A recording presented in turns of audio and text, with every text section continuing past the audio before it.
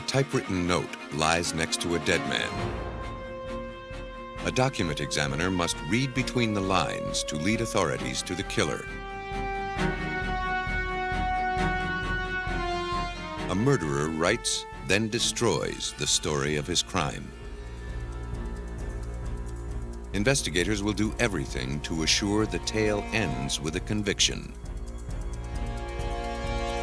And a to-do list scrawled on an ordinary piece of cardboard includes an extraordinary task. Detectives look to handwriting to prove a murder was premeditated. Among today's new detectives are the forensic document examiners. Under their keen eye, a scrap of paper or a typewriter ribbon can be as incriminating as a confession signed in blood.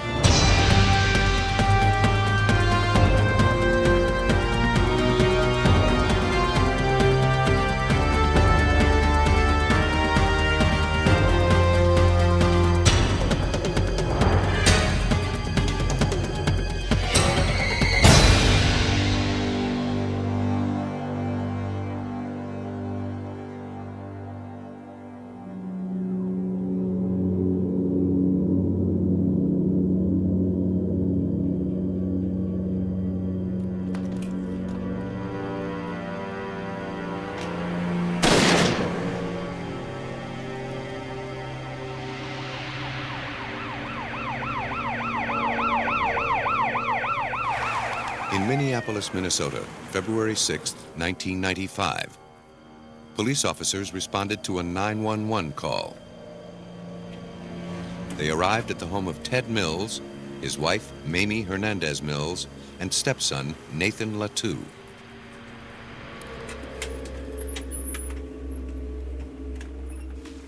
Mamie and Nathan had come home from a dental appointment to find Ted Mills dead and the house ransacked.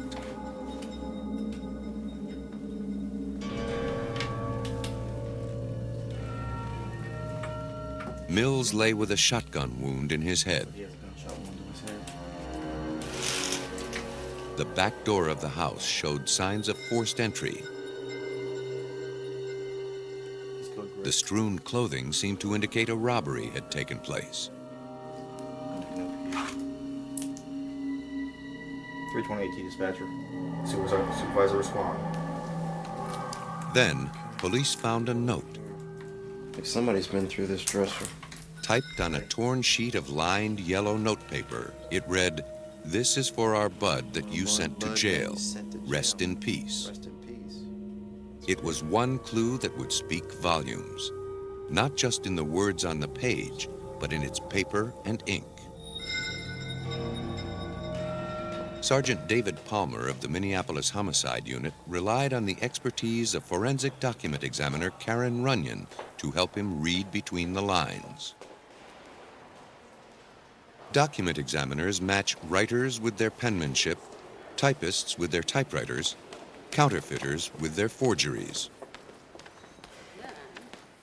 Using computers, microscopes, and digital enhancement, these new detectives delve into the minuscule world of paper fibers and carbon particles to solve crimes.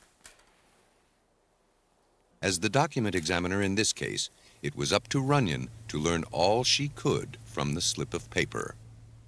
The note was collected by the crime scene people and brought to me, and I first made an examination to determine how the note had been prepared, and it had been prepared with a typewriter that used a carbon film ribbon, which told me that if the ribbon could be located, the ribbon could be read and matched possibly to this entry.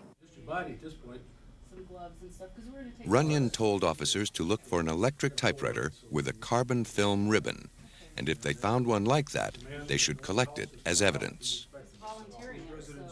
As well, they should be aware that this document had a fractured lower edge to it, where it's been torn off of the rest of the piece of paper, and they should look for any pieces of paper like this with any fractured edge, or any type of tablet that this might have been torn out of.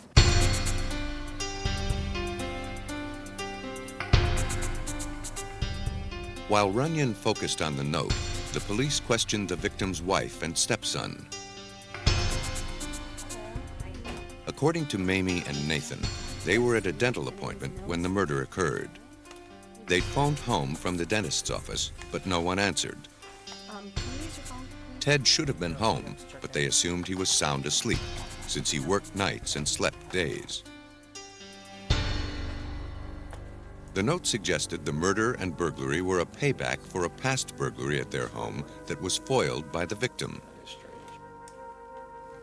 Mills had helped send the burglar to jail.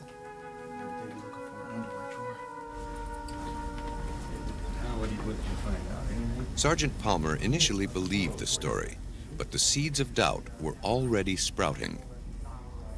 Well, there was some truth to this, and we couldn't discount this. But at the same time, our experience tells us that generally burglars are not going to return or have somebody return and kill somebody because of an identification that they have made. During questioning, which police videotaped, Nathan Latoux told police he saw a handgun next to Mills' body, but police couldn't find it. They were skeptical. Certain details didn't match Latoux's story. They have 2 dogs in the house that bark whenever strangers come, and yet Ted Mills is sleeping upstairs and never woke up. To Palmer, that suggested the culprit wasn't a stranger. But Mamie and Nathan's alibis had support.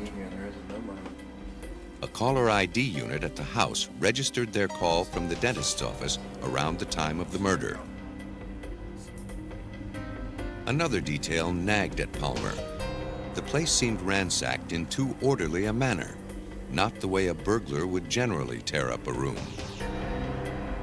We were suspicious about this because our experience as investigators, most burglars are not this neat, as we found contents pulled out so they could be put readily and easily back into the drawers that they were dumped. And Latoux's 911 call to police raised further suspicion. Yes, my father's been shot. What happened? We just got home. I was at the VA hospital with my mom. They broke in the back door, trashed upstairs, they shot him. He just had too much knowledge that he was able to tell us immediately. Most people, when you talk to them and they're in a hysterical state like this, they can't hardly tell you what time of the day it is. All they can do is screaming and crying and get somebody out there to help us. But this was a different thing. We had an uneasy feeling about this. Something about the case didn't ring true. The pieces just didn't fit. The strongest indication that all was not as it seemed was a fingerprint on a broken window at the point of entry. It belonged to Nathan Latoux.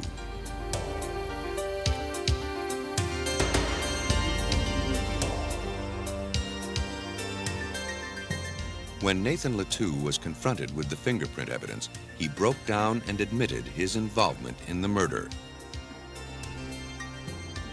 Days before the killing, Latoux said his mother asked him to write out in longhand the phrases typed on the note found next to Mills. Now, investigators had reason to believe that Mamie Hernandez Mills typed the note herself. But how? She said she couldn't read or write English, and there was no typewriter in the house. Police needed to find the typewriter used to create the note. Now that Nathan had implicated Mamie, Runyon and investigators began to focus their search. They remembered that Hernandez Mills cleaned houses for a living. Police decided to look for a typewriter in the last few homes she worked in.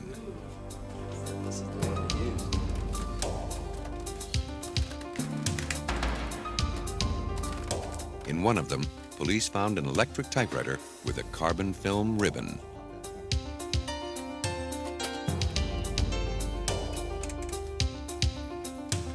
The last few words of the note were clearly visible.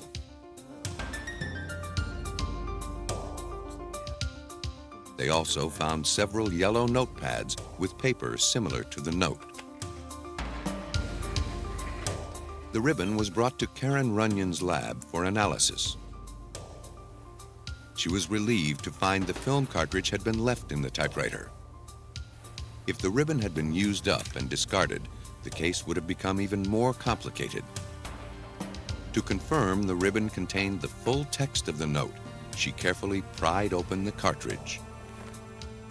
I took the ribbon cartridge apart, and then I transcribed the ribbon itself, working from the final entry, which we could see on the ribbon as we took it out of the typewriter. I worked backwards from there, transcribing everything that was typed on that ribbon. Runyon discovered the note had been typed 3 times. It proved that whoever typed it knew little about how to use the typewriter. The first 2 times it was typed, there were spelling errors, and the typist must not have realized that there was a correcting device on the machine. And so they must have started over. Runyon compared fibers that had been transferred from the paper onto the ribbon.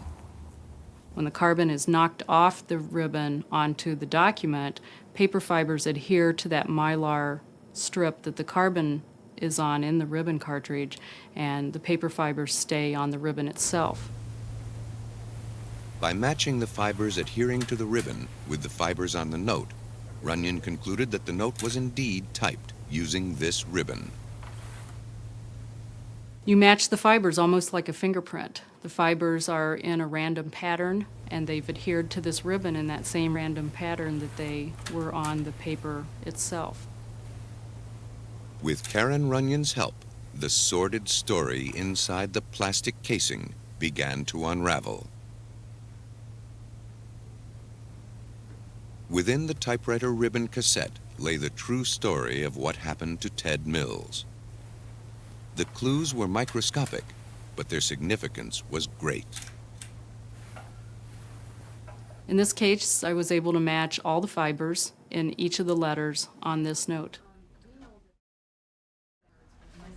Karen Runyon had linked the note to the typewriter, and police linked the typewriter to Mamie Hernandez Mills. But the full story still needed to be told. Sergeant Palmer had to determine Mamie's role in the crime and a motive for committing it. He continued to coax more details from Nathan Latou. He said that his mother had got the shotgun that belonged to her husband up from the closet upstairs and had gone over and had shot her husband while he was laying in the bed, sleeping.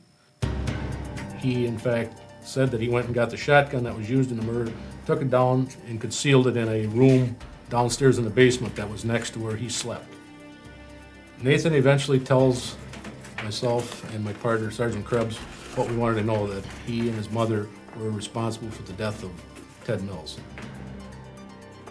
Nathan Latou swore, however, that he didn't pull the trigger. By the same token, as he implicated his mother, he was also gravely concerned about her fate. He's very worried about what's going to happen to his mother. More so than himself, he's very worried and very protective of his mother. Throughout this whole thing, he keeps admonishing us not to hurt his mother, not to do anything to his mother. Mamie Hernandez Mills maintained her cool and her innocence. When she's talking to us, she's very cooperative with us. I mean, she gives you the appearance to ask me anything, I'll tell you anything. But obviously, except for that one thing, she will never, even in this interview, admit that she had anything to do with the death of Ted Mills. As the pressure of the interrogation began to build, Mamie turned against her son, just as Nathan had turned against her. She told police Nathan had raped her at gunpoint. Hearing this lie, Nathan Latou broke down again. He had been withholding his greatest secret of all. He and his mother had been having an incestuous relationship. 41-year-old Mamie Hernandez Mills had only recently reunited with 22-year-old Nathan Latou, whom she gave up for adoption years earlier. Now, Mamie was exerting a profound influence on her son. The police used that influence as leverage to obtain a confession from Latou. We're saying, Mamie, your mother kind of pushed you to doing this, because she's the very strong, controlling person in this relationship that they have. Mother is controlling son. Finally, Latou agreed to testify against his mother in return for a reduced charge of second-degree murder. At about the same time, investigators discovered that Mills had a life insurance policy through work, and that Mamie had called to claim it shortly after his death. With this motive now exposed, the shuffled events of that bloody February day fell into place. Mamie Hernandez Mills had typed the note on her employer's typewriter, using Nathan's handwritten note as her guide. Each time she made a mistake, she started over, leaving behind a telltale story inside the typewriter cartridge. Each keystroke pulled fibers from the paper, transferring them to the mylar strip on the ribbon.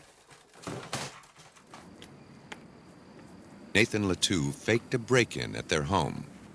He made it look just as a burglar had months before, but he left behind an incriminating fingerprint.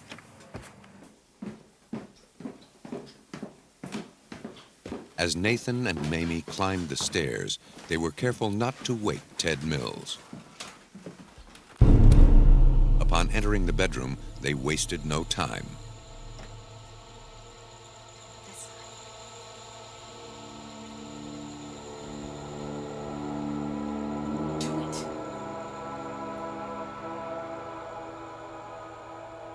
Do it!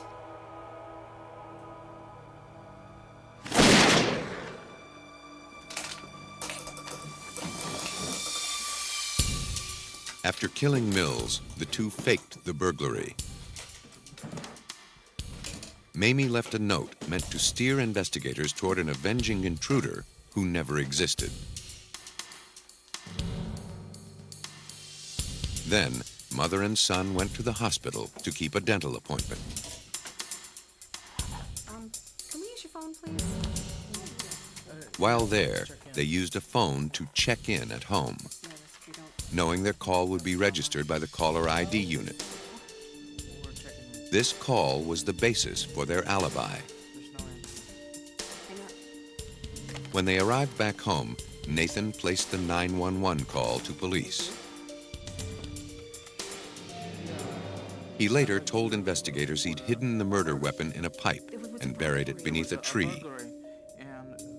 In court, he testified against his mother in exchange for a reduced sentence.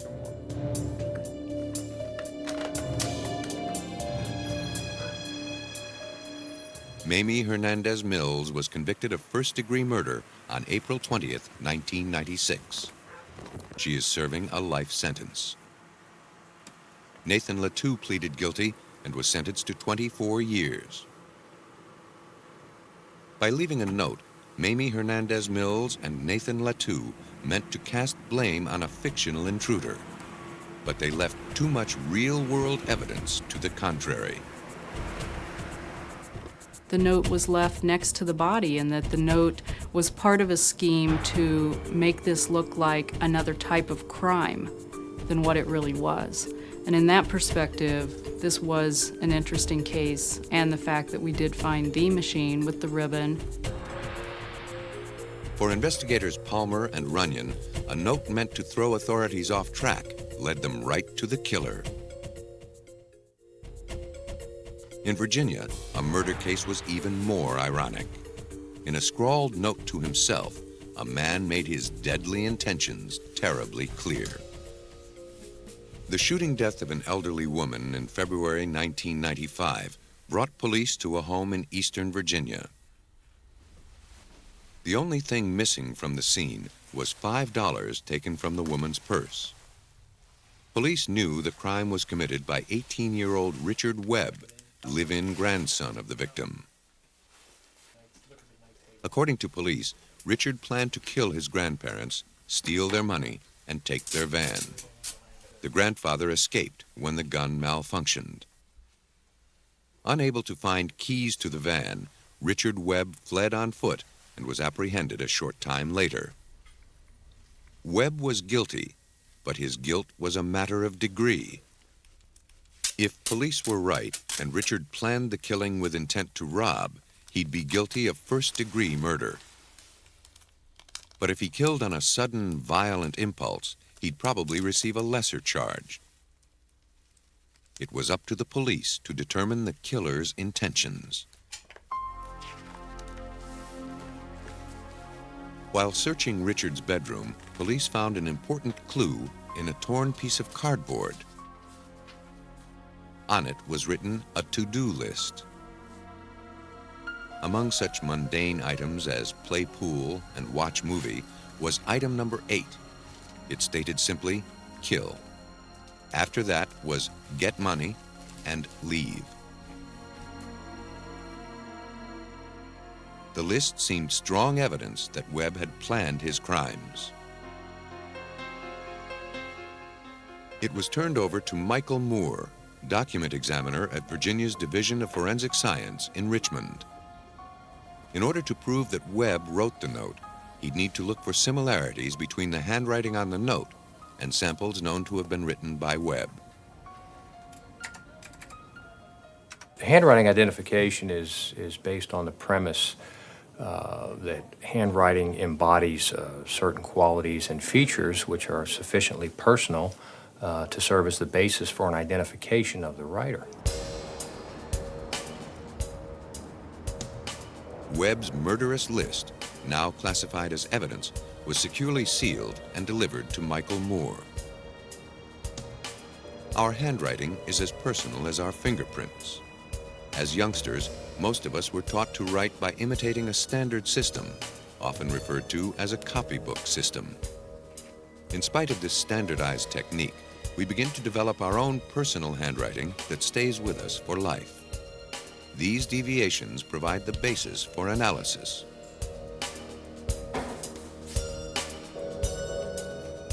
When examining a document, Moore looks at speed, skill, slant and height ratio, proportion, and the overall appearance of the writing. Similarities as well as differences are scrutinized. Consistent combinations of features are what Moore seeks to identify. Does it exhibit good line quality? Are there some unusual stopping and starting places? Does it have patching or retouching? Are there blunt beginning and ending strokes? He set to work, applying a 3-step process to the handwriting examination. He knew from the start this was to be a challenging assignment. In the first phase, he was concerned strictly with the writing surface. Moore noted that something had been torn from the face of the smooth cardboard, exposing rough inner layers. Any handwriting on these layers might be distorted by the rough surface. Portions of this particular piece of cardboard being so rough were difficult to write on, and there was some overwriting. Meaning that the person that did the writing had to actually write over several times in order to get a visible image. Glue adhering to the cardboard interfered with the movement of the pen. Moore had to factor that into his analysis. Some of the unusual or blunt, awkward movements, for example, where the ink or the pen came into contact with the foreign matter, with the adhesive. Is this the habit of the writer to square off this particular portion of this letter, or is this as a result of coming in contact with this amount of glue? The first phase of the examination showed that the rough edges, as well as the glue, may have affected the shape of the letters. In item number 2, the bottom of the W in work is squared off where the pen hit the glue.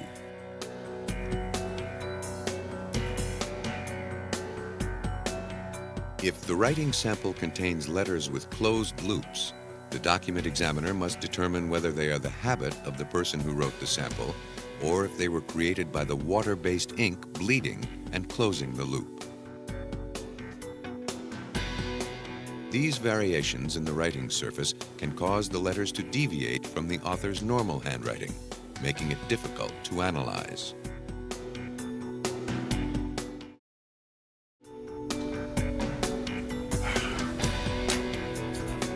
Richard, how you doing? In the second phase of examination, Moore studied the known material or handwriting known to have come from the suspect. You would please? Again, he faced a challenge. In custody, Webb was asked to fill out forms, take dictation on a piece of cardboard, and produce other writing to compare with the original list. Watch movie. Go to town. Moore made the comparison, but he found the samples inadequate. Webb penned the dictated writings in a very formal, controlled environment. Kill. The original list was undoubtedly written under very different conditions. The two sets of writing only vaguely resembled each other. Moore was able to say he had some reason to believe that Webb had written the list, but he couldn't be absolutely certain. To make a more conclusive judgment, he needed to see more of Webb's writings. No two writings from any one person, even if they were done by the same person, will ever be exactly alike, meaning that they'll superimpose. It can't happen. People are not machines. He asked the detective for additional writings from Webb.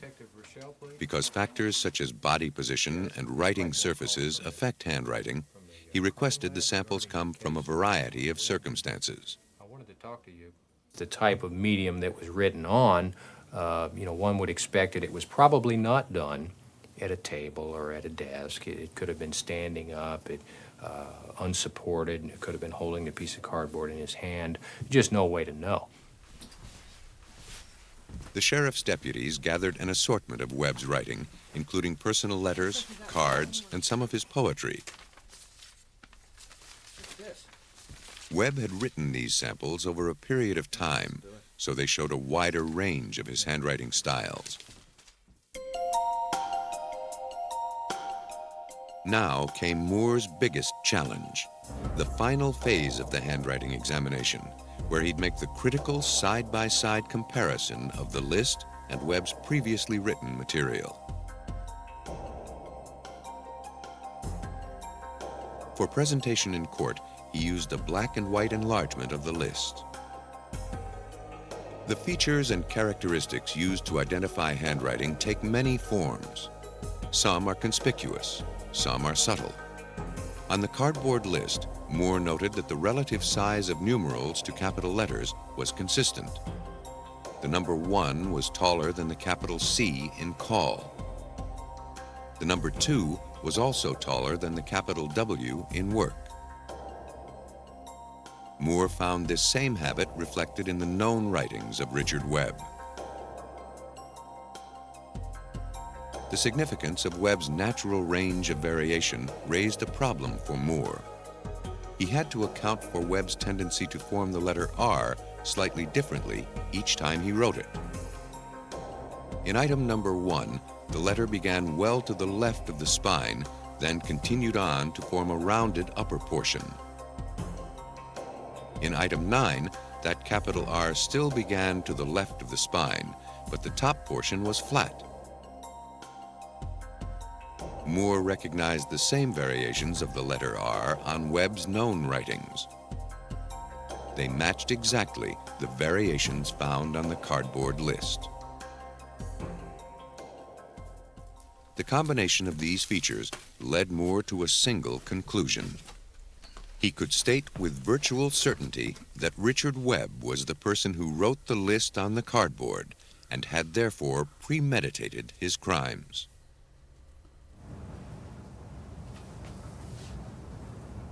Ultimately, it takes a human mind to recognize a human hand. While computers are helping to solve more crimes every day, Michael Moore feels his job is secure. While computers are useful in some areas of forensic document examination, they really just are not applicable to comparative handwriting by the mere fact that they have no way of first of all, gauging the relative individuality of the question signature. Even if 20 variations of a signature were scanned into a computer, it might still fail to identify a 21st signature as coming from that same writer. Computers do not have the ability to judge the range of variation or the circumstances under which the writing was produced. computers are just not in today's, what's available in today's market, are just not capable of doing what the human can do. When confronted with Moore's findings, Richard Webb pleaded guilty and received a life sentence for capital murder. Ultimately, handwriting analysis matched the killer to his crime. But when comparing handwriting, the analyst must always be certain he's focusing on the right clues. The most crucial writing samples may come from the least likely sources. One handwriting expert's small lapse in judgment fueled the flames of one of the greatest hoaxes in modern history. In April 1983, the world was riveted by the news that Adolf Hitler's diaries had been discovered in Stuttgart. The 60 handwritten volumes, written over 35 years, were found by a German journalist. To determine if the books were truly written in Hitler's hand, the German government enlisted a brigade of specialists, including handwriting analyst Ordway Hilton. Hilton was given 7 samples of Hitler's writing to compare to the diaries. Based on these samples, he declared the diaries authentic. It was an honest mistake that almost destroyed his reputation. Hilton was duped. He correctly determined that the author of the diaries also wrote the samples he used to compare them with. But his fatal flaw was his assumption that Hitler wrote the samples. He didn't. They were written by the same person who forged the diaries. That man was Conrad Cujo. The diaries were sold for more than $2 million before the fraud was exposed by an international team of document examiners, chemists, and historians. By studying the composition of the paper, the quality of the type, and other characteristics, they determined the diaries were no more than 4 years old. When the West German State Archives announced their findings, they discredited the books in no uncertain terms, declaring the diaries the grotesquely superficial concoction of a copyist endowed with a limited intellectual capacity. Even so, Cujo perpetrated the most expensive fraud in the history of publishing. If it weren't for the expertise of forensic examiners, he might have pulled it off.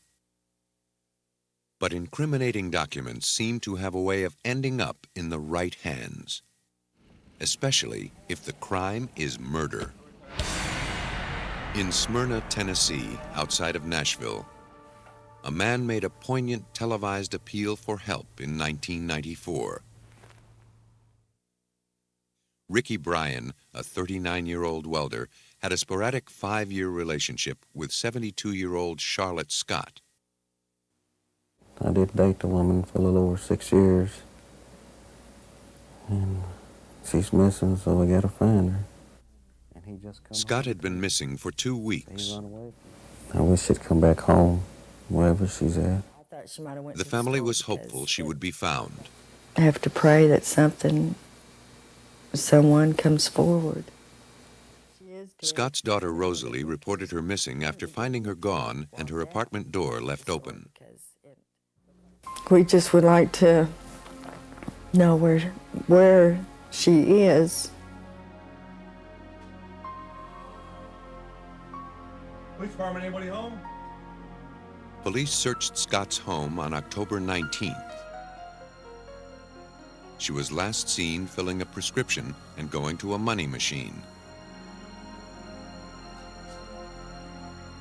Her car was parked outside her apartment. Back door's still open. You want to check upstairs? There were no indications of forced entry. All the signs of a daily routine were still intact, as if she would be returning shortly. With no clues to be found in the house, police turned to Ricky Bryan. They hoped he could provide some information. Nobody is home. At first, it didn't seem Bryan could help them. He said he was out of town when Scott disappeared and claimed they hadn't spoken in 3 months. But Brian helped police more than he imagined.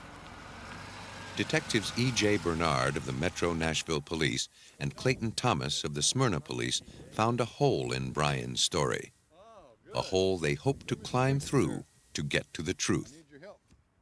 They discovered Brian had used Scott's ATM card the day she was reported missing. Detective Bernard. He told us he wasn't in Nashville, but we had proof of this through the camera, statements from his relatives, as well as the transactions from the bank, which was very close to her residence. With that proof, Brian's alibi crumbled. But just because he took Scott's money didn't mean he was involved in her disappearance. Even so, the lie made him the only suspect in this crime of few clues.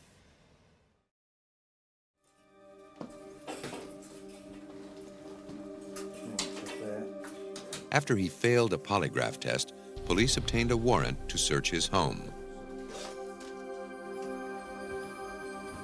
They were looking for ATM receipts, weapons, tools that might be used in a kidnapping or a murder, anything that could link Brian to the crime. They found nothing. They had no physical evidence and no more leads. The investigation ground to a halt. A few frustrating days passed before detectives received a break.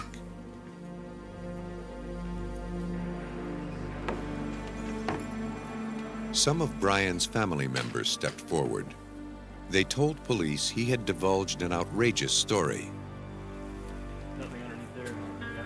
According to Ricky Bryan, Charlotte Scott was murdered by a gang of drunken men at a rock quarry where the couple frequently met. Ricky had left for a few minutes, and when he returned, Charlotte had been killed. He knew the story sounded absurd, and he had no witnesses to prove he wasn't involved. So he decided to bury the body and deny he knew what happened to her. In one respect, police agreed with him. The story was absurd. But why would he concoct such a tale unless he really did bury Charlotte Scott? If the strange tale was his way of deflecting guilt from himself, it had the opposite effect. Police now had reason to suspect Charlotte Scott was murdered and that Ricky Bryan killed her. But they still had not a shred of evidence. When police confronted him about the story, he denied he ever told it. Even so, the story was the only lead they had. They began searching for the buried body. Despite their long hours and the use of cadaver dogs, they turned up nothing. Then, Michael Thompson, Ricky Bryan's nephew, approached Detective Thomas and offered his help. The 19-year-old would soon lead investigators to a spot in the woods and Ricky Bryan to a point of no return.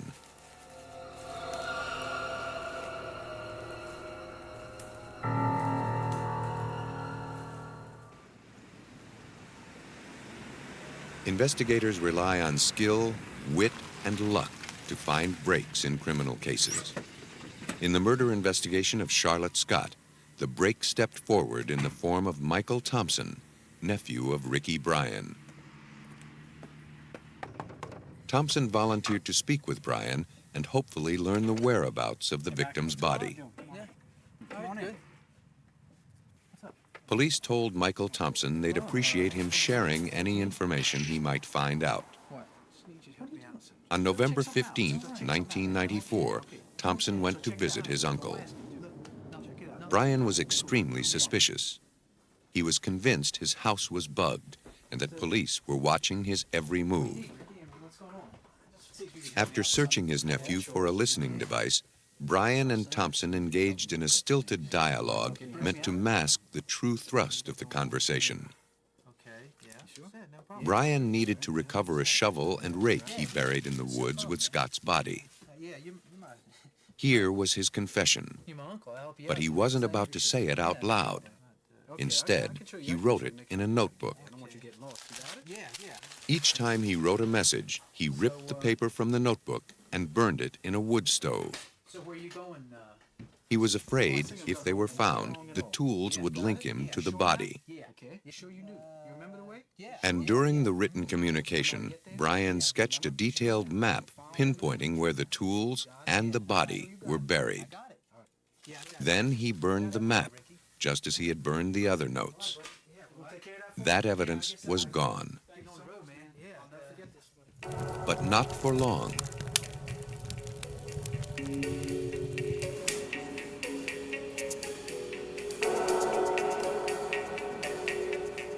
After leaving Brian's home, Michael Thompson immediately called police. Following the directions he'd memorized from the map drawn by his uncle, he led them to a pit in the woods. There, they found a body. 327 T, Sarge. Definitely her. 327 T, Sarge. There was an odor of decomposed flesh. We then started going through the items. There was a lot of debris. We pulled debris out, and at one point, Detective Thomas found the foot belonged to the victim. 393. The remains were crushed and mutilated almost beyond recognition. With the help of an identification unit, Detectives Thomas and Bernard recovered and identified the body of Charlotte Scott. Nearly a month had passed since she had last been seen. The case had stalled for several weeks as investigators tried in vain to trip up Ricky Bryan. But now they could go forward. Charlotte Scott had been found. And Ricky Bryan's weird story about burying her body had led to her discovery. Police had what they needed to arrest Ricky Bryan, but not enough to convict him. They needed hard evidence that proved Bryan knew where the body was buried. The testimony of his nephew may not have been enough to convince a jury. They needed the notebook in which he drew the map.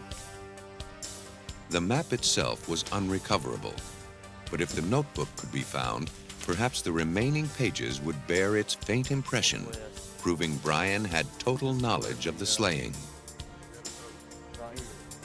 Once again, Bryan's family helped police by bringing Detective Thomas the clue he sought.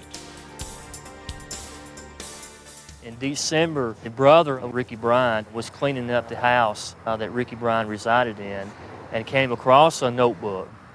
The notebook was then immediately brought to me. Upon looking at the notebook, I could see impressions of where something had been written on. The vague impressions defied all efforts to read them. But Thomas was convinced they could be turned into hard evidence if only they could be made legible. For that, he depended on the forensic laboratory of the U.S. Postal Service in Memphis, Tennessee. Examining more than 17,000 documents each year, it's one of the busiest document evaluation centers in the United States. The lab is equipped to analyze anything having to do with ink and paper. They can regain writing that's been erased and even illuminate signatures that have been scribbled out. An infrared light source called a crime scope makes some inks invisible and others fluoresce, disclosing hidden writing. The lab usually examines documents relating to white-collar crimes, credit card thefts, forgeries, and fraud. It occasionally assists with outside criminal investigations, especially in cases of murder. Forensic document analyst Grant Sperry has been with the lab for 18 years. Postal Service normally does not get involved in local police cases. Our primary responsibility is to assist or support postal inspectors in the investigation of their offenses by providing them with forensic expertise in the area of fingerprints or document examination. However, in certain cases, such as this one where a heinous crime has been committed, we will offer our assistance. Brent, what I have here is a notebook. In November of 1994, Detective Thomas brought forensic document analyst Grant Sperry the notebook from Ricky Bryan's house. The original map was... If these seemingly blank pages could be coaxed into revealing their secrets, Thomas would have the evidence he needed to convict a killer. We can conduct. He would depend on Sperry and the Postal Laboratory to decipher the faint impressions of writing left on the page. These telltale furrows are called indented writing. They're embossed on a blank page when the page above is written on. Would the ghostly impressions in the notebook tell the story of Charlotte Scott's murder? Would they be enough to convict Ricky Bryan?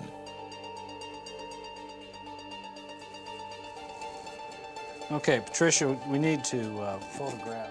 Using a fiber optic light source to illuminate the surface of the paper, Sperry determined that Bryan's notebook did indeed contain faint impressions of the map and other indented writings. After photographing it, he utilized the electrostatic detection apparatus, or ESDA. The ESDA would make the ghost-like indentations visible. The beauty of the ESDA is that it's non-destructive for the most part. In other words, your document is protected by the film, the imaging film. You can retain a permanent record of any of your indentations that are developed. Sperry placed the page from the notebook on a brass plate and pulled plastic film over it. Then a vacuum drew the film into the paper fibers and into the impressions. The film was then electrically charged while toner cascaded over it. The toner was attracted by the charge and filled the indentations in the film. Once the toner settled into place, Sperry secured it with a sheet of adhesive-backed plastic.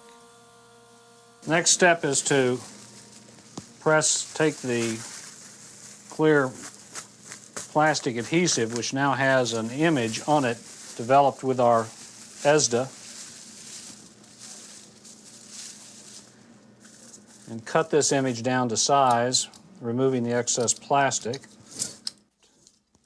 Before lifting the plastic film, Sperry smoothed it to remove air bubbles. It's not uncommon. A single document might go through the ESDA process 5 to 10 times to bring out every nuance. See, here we have entries that appear to be school inside of a... If necessary, the lift can be scanned into a computer to enhance and separate the image. In this case, the lift of the map was so bold that Sperry could read the indented writings with a magnifying glass. Thomas and Sperry were pleased with the quality of the lift and with the number of writing samples that emerged. ESDA disclosed every detail of the carefully drawn map, leaving no doubt as to where it led. An arrow drawn to this little circled area. Does that mean anything? Yes. This is going to be Industrial Boulevard. The roadway will be the pit. The pit? That the body was located in. It was, okay. Additionally, you have the words shovel and rake alongside that. On his map, Bryan used specific detail to describe where he buried his victim. This was the evidence detectives were looking for. Once he had a clear image of the map, Sperry compared the writing to known samples of Ricky Bryan's writing. Well, in this particular case, not only was it important to have the details of the map, as they ultimately were revealed through this examination, but because we had writing available to examine, obviously since the details of this map are precisely and pinpoint precisely where the body was located, the author of the map, one would think, would have absolute knowledge of where that body was. So it became important to determine exactly who did, in fact, write it. The writing samples on the map matched known samples of Ricky Bryan's handwriting. Sperry had proved that Ricky Bryan was the author of the map. Once all the evidence was revealed, Detective Bernard pieced together a likely scenario of Brian's crime. He went to her house late one night, took her from the house, brought her to this isolated area here, killed her, mutilated her, and then buried her in a grave. What led Ricky Bryan to brutally murder the woman he claimed to love? Some said it was for her money. Clayton Thomas feels differently. I think he was really in love with her. I feel that that during this time she was breaking off the relationship, and I felt that if he couldn't have her, no one else could have her as well. Ricky Bryan never admitted killing Charlotte Scott. To the end, he clung to his story about the mysterious gang of men. He was charged with first-degree murder and sentenced to 25 years before he'd be eligible for parole. When a killer leaves behind a paper trail, little does he know that he may have already signed his confession. Every document tells two stories. One is intended by the writer, and anyone can read it. But the other is a secret tale that sometimes hides a terrible truth. Document examiners are the tellers of these tales, who seek the indelible truth behind the paper and ink.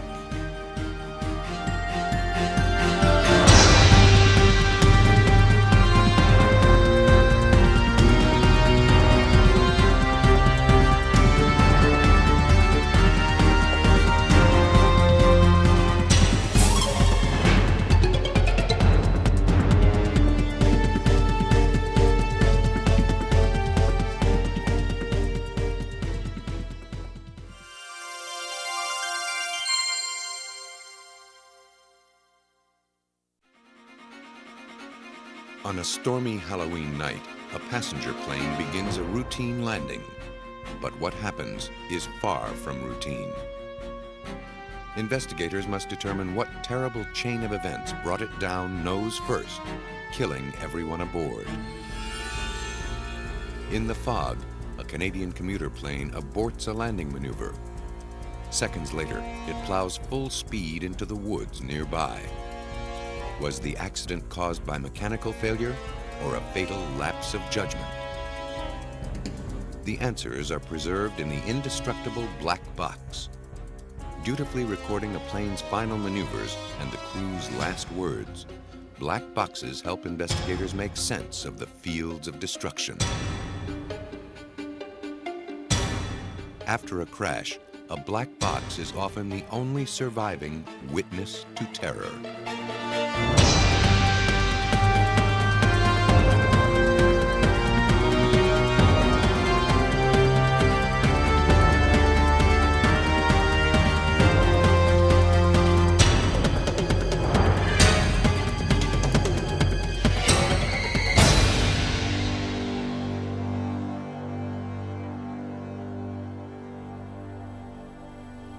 On the evening of October 31st, 1994, American Eagle Flight 4184 took off in the rain from Indianapolis to Chicago, less than 200 miles away.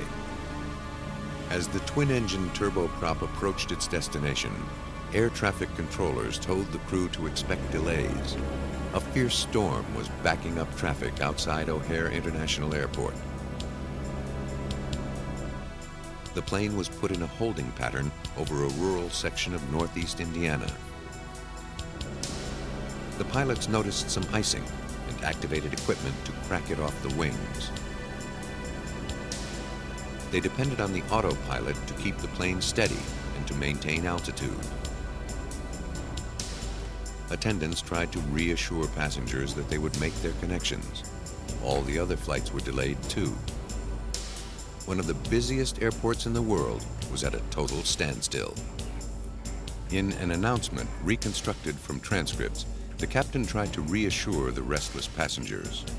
Well, folks, once again, this is the captain. I do regret to inform you that air traffic control is saying at this point another 13 minutes.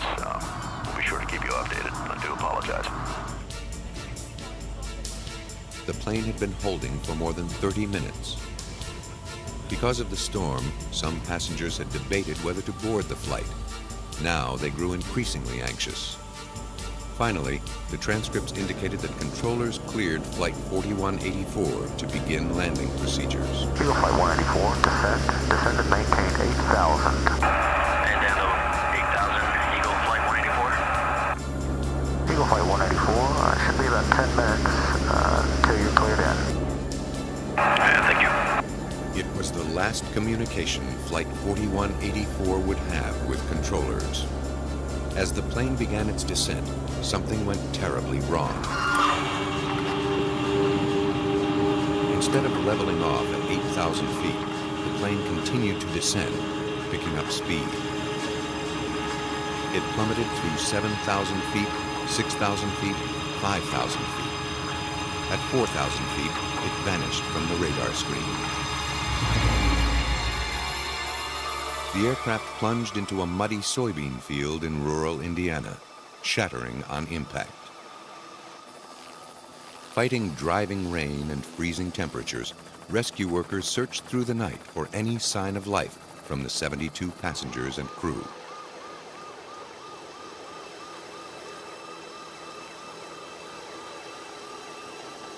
Finally, they faced the truth.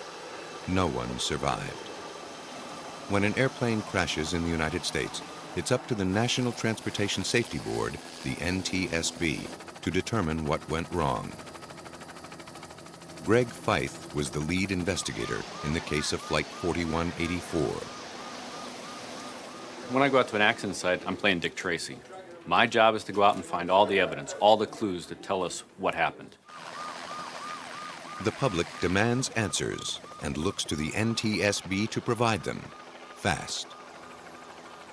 So agents are brought in quickly. They are often among the first to witness the devastation.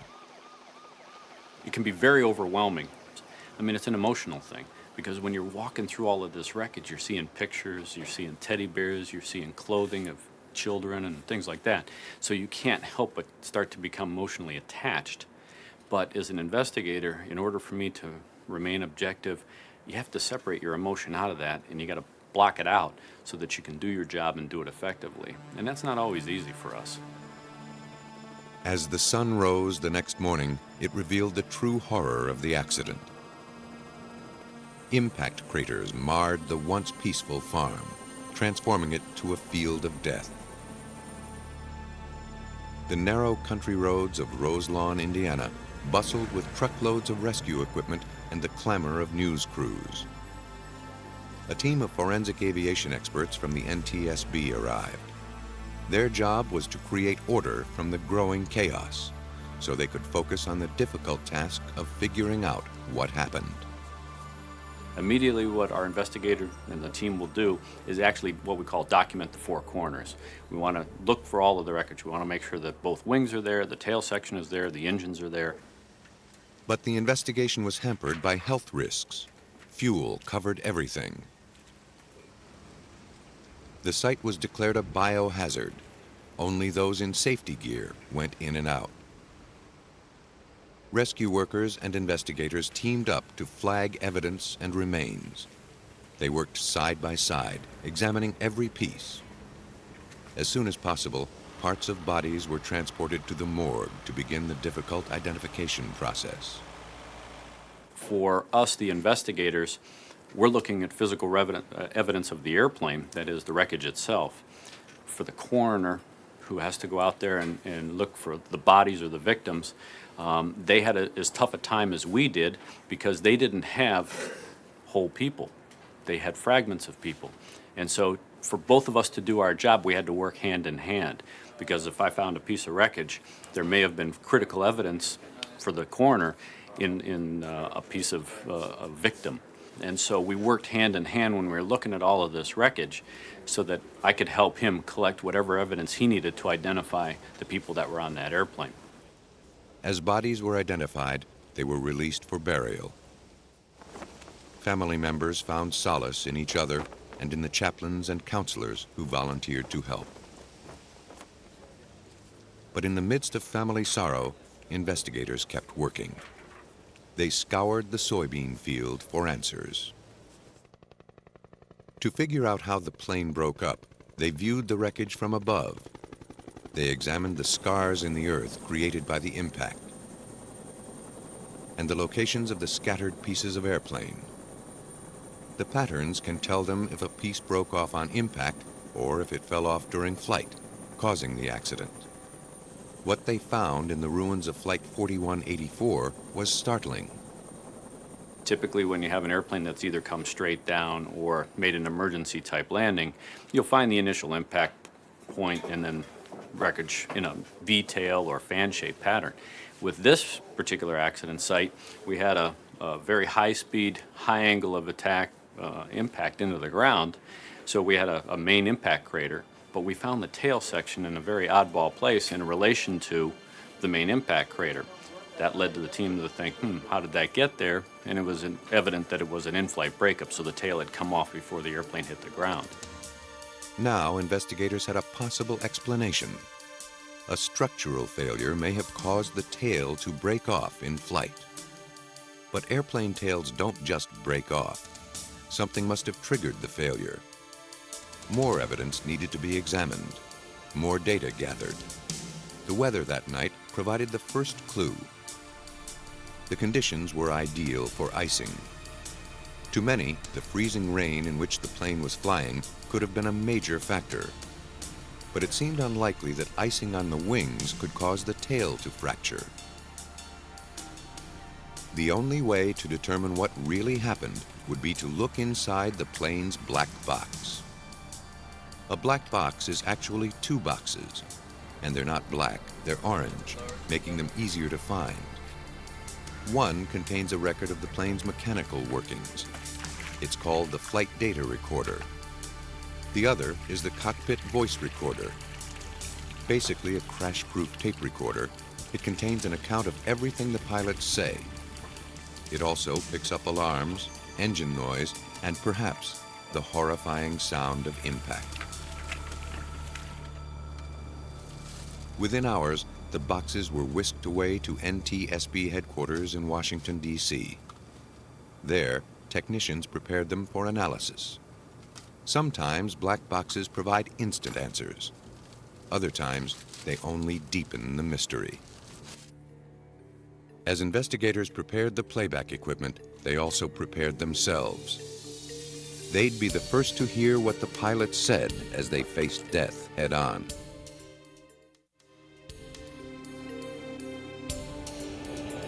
After maintaining a holding pattern near O'Hare Airport, Flight 4184 was cleared to descend from 10,000 feet. Seconds later, the plane crashed into the earth, killing everyone aboard. Now, investigators would listen to the cockpit voice recorder as the plane began its fatal plunge. The crew's words during the terrifying last moments are taken from transcripts.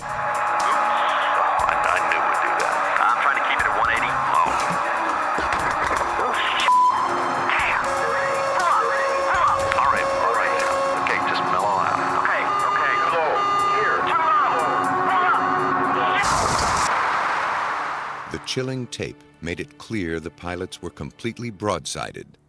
They didn't know they were in trouble until it was too late.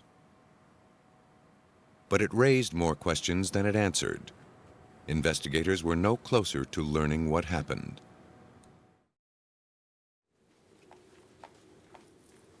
Their last hope lay inside the second box, the flight data recorder, or FDR. Now all the plane's mechanical functions, or malfunctions, would be analyzed. Doug Brazee is a black box expert at NTSB. He's responsible for turning the complicated bits of data from FDRs into useful information. The data recorded by an FDR depends on the age and type of plane it's in. The one on Flight 4184 monitored about 100 mechanical functions. Brazee downloaded the information to a computer using tape decks that translate the coded data. The information appears as charts and graphs on the computer. They represent the pilot's actions and the airplane's performance in the final minutes before it plunged to Earth. The readouts were placed side by side on a timeline to see their relationships. As the data appeared, Brazy discovered the plane had experienced an abrupt, catastrophic event. To get a better understanding, he created an animated version of the plane's last moments. It's very difficult to get a sense of time and how quickly or slowly things can unfold from looking at numbers and graphs. The animation helps us see how quickly or how slowly things develop in the accident sequence. The animation combines all the plane's functions just before it fell into a visual model that investigators can study. It began as the plane started its descent from 10,000 feet. Without warning, the autopilot disengaged. The ailerons, flaps on the wings that control flight, suddenly flipped. The plane rolled violently to the right. The pilots grabbed the controls and struggled to level out, but the speed of the roll was too great. It yanked the controls out of their hands, and the nose dived toward Earth. As they burst through the clouds, the ground filled their windshield, rushing toward them at 400 miles per hour. Futilely, the pilots pulled back on the controls to bring up the nose. The resulting strain on the tail was too great. It snapped off just before the plane hit the ground. The animation made the sequence of events tragically clear. The airplane was in flight. When the airplane rolled, it initially rolled to approximately 77 degrees the first time, and the nose started to pitch down. The first officer was able to recover it slightly, and as he tried to pull the nose back up, the airplane then rolled again completely through 360 degrees. The nose pitched down, and the roll continued another approximately 140 degrees until the first officer was able to get the roll stopped. But because of the very steep attitude that the airplane was in, and as he tried to pull out, he had a lot of aerodynamic force on the tail section of the airplane because he was pulling extreme. He was actually moving these flight control surfaces to their maximum. High aerodynamic loads, this part of the airplane literally came off, and the airplane then basically went over on its nose, striking the ground and then fragmenting. And as it fragmented, this part of the aircraft ended up getting slingshotted to the furthest point in the wreckage area. It was now evident that the crash wasn't caused by the tail breaking off in flight. That left icing as the probable cause. But Brazy knew icing would normally show up on the screen as a slow, steady buildup, not a sudden cataclysm. What could have overpowered the plane so quickly and sent it careening to Earth? Knowing what makes a plane fly can provide clues to how it can fall. At Embry-Riddle University in Prescott, Arizona, wind tunnels are used to demonstrate the aerodynamics of flight. Here, the invisible forces of wind are made to glow, unveiling the basic principle of flight. The faster that air moves over a surface, the less pressure it exerts. The slower moving air underneath pushes upward, causing the surface to lift. Aerospace engineer Richard Felton demonstrates the principle with a simple experiment. Let me demonstrate with a sheet of paper, if I might.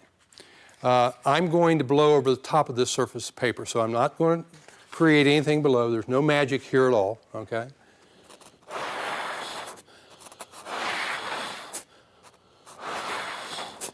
And as you can see, the paper actually raises.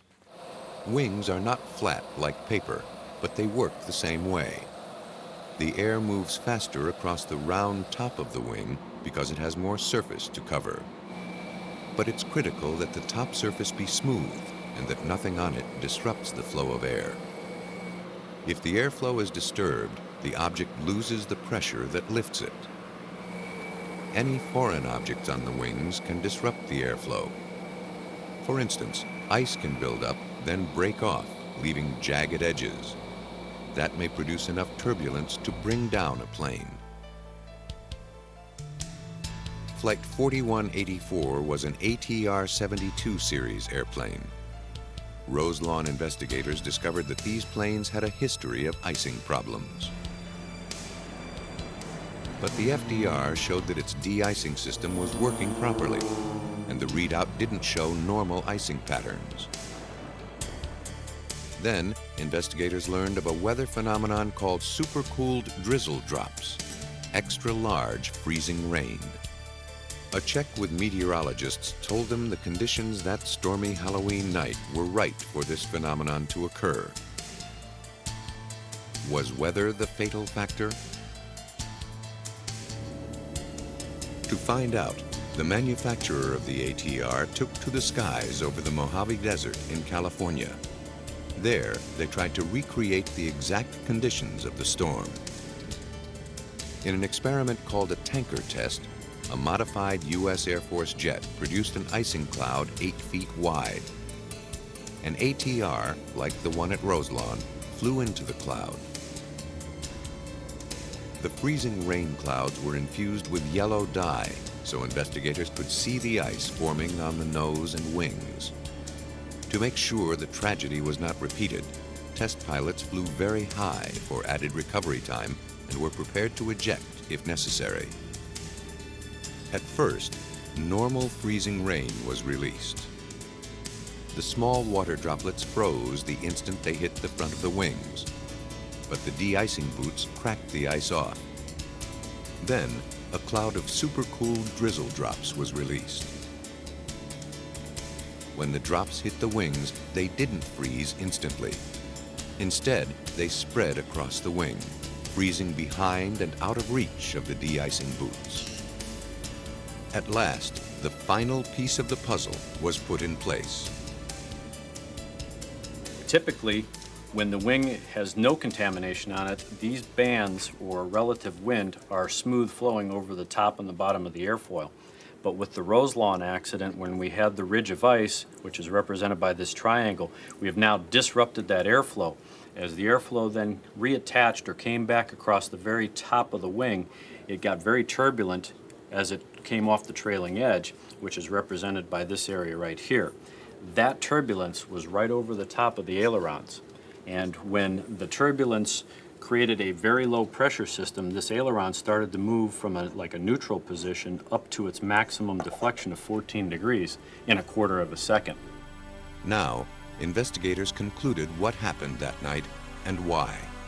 The pilots were in the holding pattern. They were chatting. The autopilot was on. They thought everything was fine. What they didn't know was that behind the de-icing equipment, a ridge of ice was building up. As they started to descend, the ice cracked off. What remained left ragged edges on the wing, causing turbulent airflow.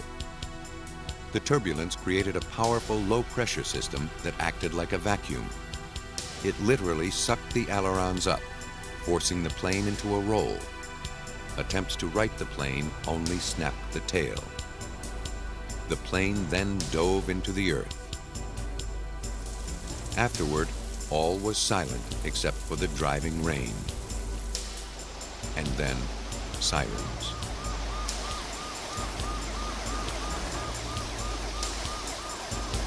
The crater in a soybean field in Roselawn, Indiana, is a scar that can never be healed. But by solving the accident, investigators had done all they could. After the investigation, the ATR's de-icing system was redesigned, extending farther back on the wing, and ATR pilots are now trained for icing conditions.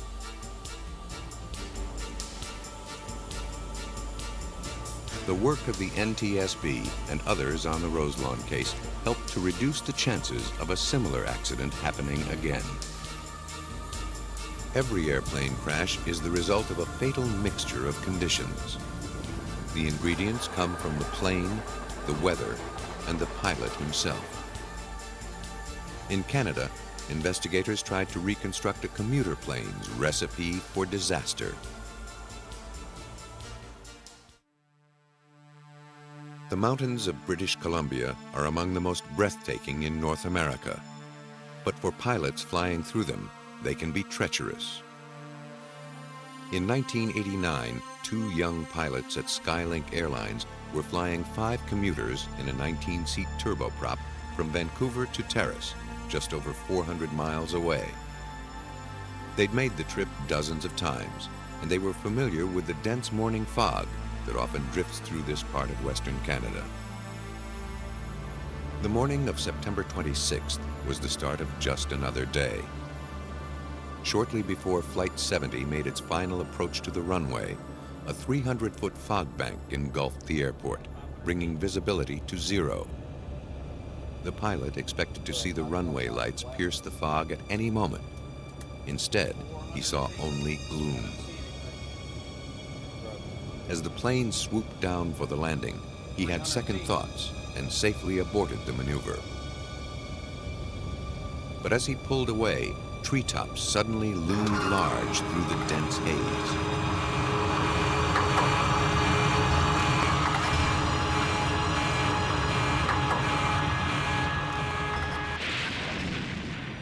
The airplane plowed through the branches, rolled, and burst into flames. The pilots and passengers were killed on impact. Investigators from the Transportation Safety Board of Canada were assigned the horrible task of making sense of the tangled wreckage. Trees had cracked and fallen onto the fuselage. One of the wings had sheared off. The cabin was crushed. The cockpit was peeled open, exposing a snarled mass of wires, cables, and circuitry. The force had twisted and snapped off the propellers. It took days to find pieces of aircraft that hurtled into the forest. Reading the wreckage would take even longer. It's a forensic skill that requires intensive training. At Embry-Riddle University, would-be investigators gain experience by studying the remains of actual crashes reconstructed on the site. Director of Aerospace Safety, Bill Waldock, instructs his students in what to look for and how to find it. Well, just like in a crime scene, what I want the students to be able to do is to identify all of the things about this scene that are significant, to be able to find all of the parts, to be able to understand how those parts got where they were and what they mean, and then to be able to take that and put it into the rest of the story and literally fit all the pieces of the puzzle back together and come up with a clear picture of what happened to this aircraft and why it happened. According to Waldock, finding out what caused a crash is the first step to preventing another one. The main purpose we do investigations is to try to figure out what happened and why it happened, and once we've done that, then we can go change things and try to improve the rest of the system. It's an expensive way to learn, but usually it's one of the most impressive ways to learn, and we can get the point across pretty well that way. Every detail of the wrecks is painstakingly duplicated, right down to the flames. If a crash site is on fire, it's crucial to determine if the flames started in the air or on the ground. A plane that burns then crashes shows a different pattern than a plane that crashes then burns. A fire that ignites during flight generally burns hotter than a fire caused by impact because it's fanned by the rushing wind. According to Waldock, pre-impact fires leave a distinctive signature. One of the things that we look for in considering pre-impact fire versus post-impact fire is evidence that metal was hot when it hit the ground. And right in this area of the engine compartment on the left side, you see a little bit of feathered aluminum. To get that aluminum to broom straw or feather, that metal has to be up near its melting point. And right here we see a little bit of evidence that that process has occurred. That tells us that we had a pre-impact fire in this left engine compartment. Less than 7% of fires occur on impact. But when they do, they make the investigators' work much more difficult. When rescue crews put out the flames, the force of spraying water moves parts a considerable distance, and the fire itself can destroy valuable evidence. Fire will tend to get rid of our physical evidence. We're looking for example, fatigue in a metal structure. If the airplane caught on fire when it hit the ground, it'll tend to erase that evidence, tend to burn it away. And fire is one of the worst things we can do. At the crash site in Canada, fire was only the first of the many challenges investigators would face. Burn patterns showed that the fire was the result of the impact, not the cause of it. Lead investigator Roger Ayotte recalls the scene. The aircraft had crashed some 1,500 feet away from the airport, and the actual crash site itself was not particularly large. The airplane had hit the ground at fairly high speed, and the destruction was considerable. It certainly wasn't evident when we went onto the accident site what the problem had been.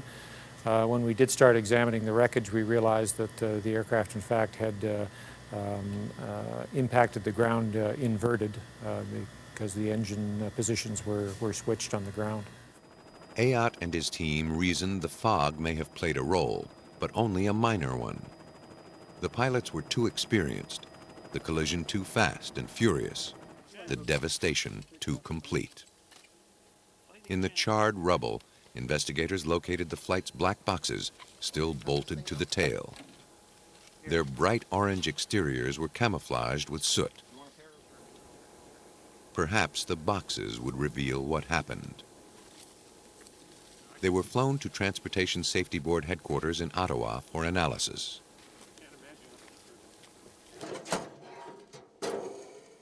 In the lab, black box expert Michael Poole and computer analyst Bob Hoyle were stunned by what they found.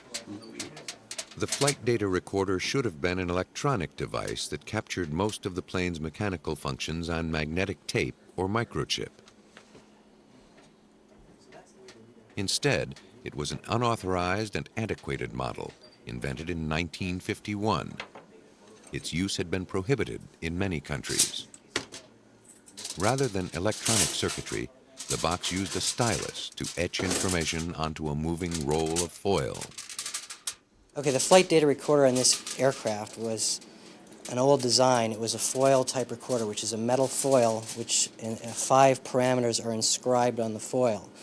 And of those 5, heading, which is a key parameter, was actually not functioning. So we in fact only had 4 parameters.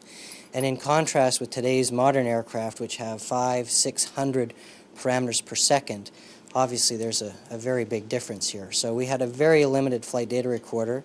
The data on that recorder is also, the resolution is very poor, and it's extremely time-consuming to extract the information off of these foil type recorders. In its time, the foil recorder was a technological advance because it could survive impact and fire.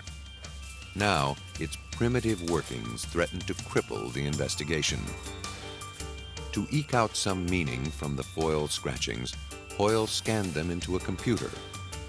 Perhaps modern technology would give its predecessor a helping hand. Hoyle was able to sharpen and focus the information from the coarse etchings enough to interpret them. The FDR showed that the plane flew an unwavering course into the trees at more than 200 miles per hour. But one mark indicated something strange, a sudden burst of speed just before the plane struck. The information was incomplete and contradictory. Why would a plane, in the midst of an aborted landing, suddenly plunge into the ground? Poole and his colleagues turned to the cockpit voice recorder for an explanation. They found only more contradictions. The pilot told the co-pilot they were going to abort the landing, go around and try again.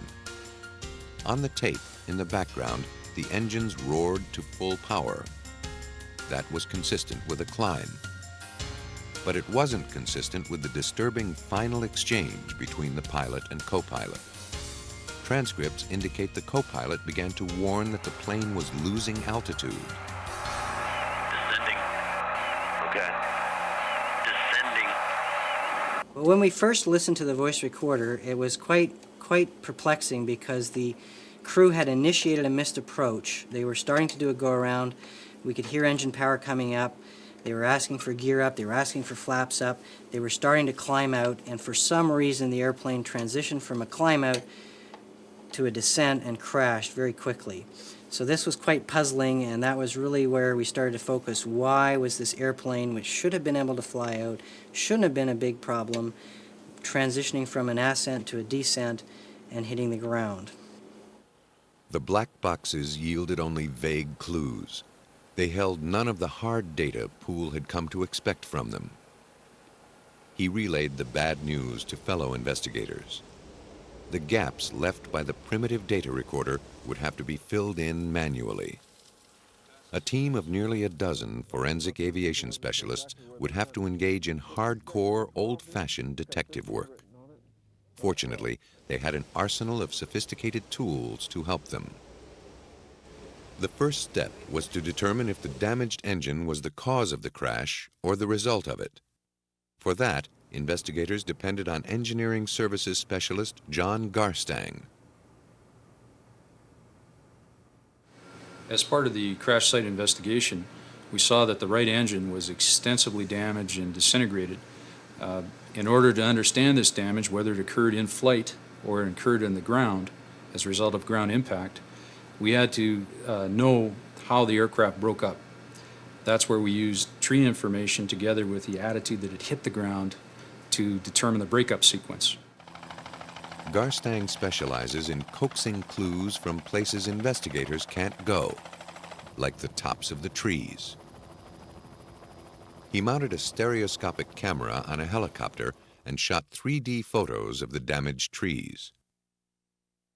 He used these photos to determine the angle at which the plane struck the forest. This is the crash site. The red dots are pieces of wreckage.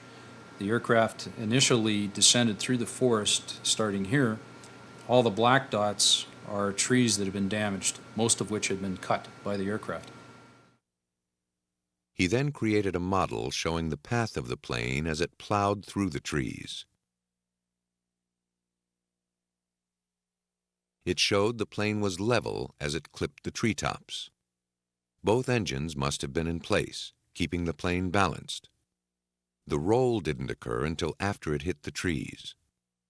Garstang concluded the engines were attached on impact. Now he had to see if they were working properly. Erratic moves in the final flight path of the plane might hint at an engine problem. But because the FDR didn't have the data Garstang needed, he had to devise a clever way to reconstruct the plane's movements.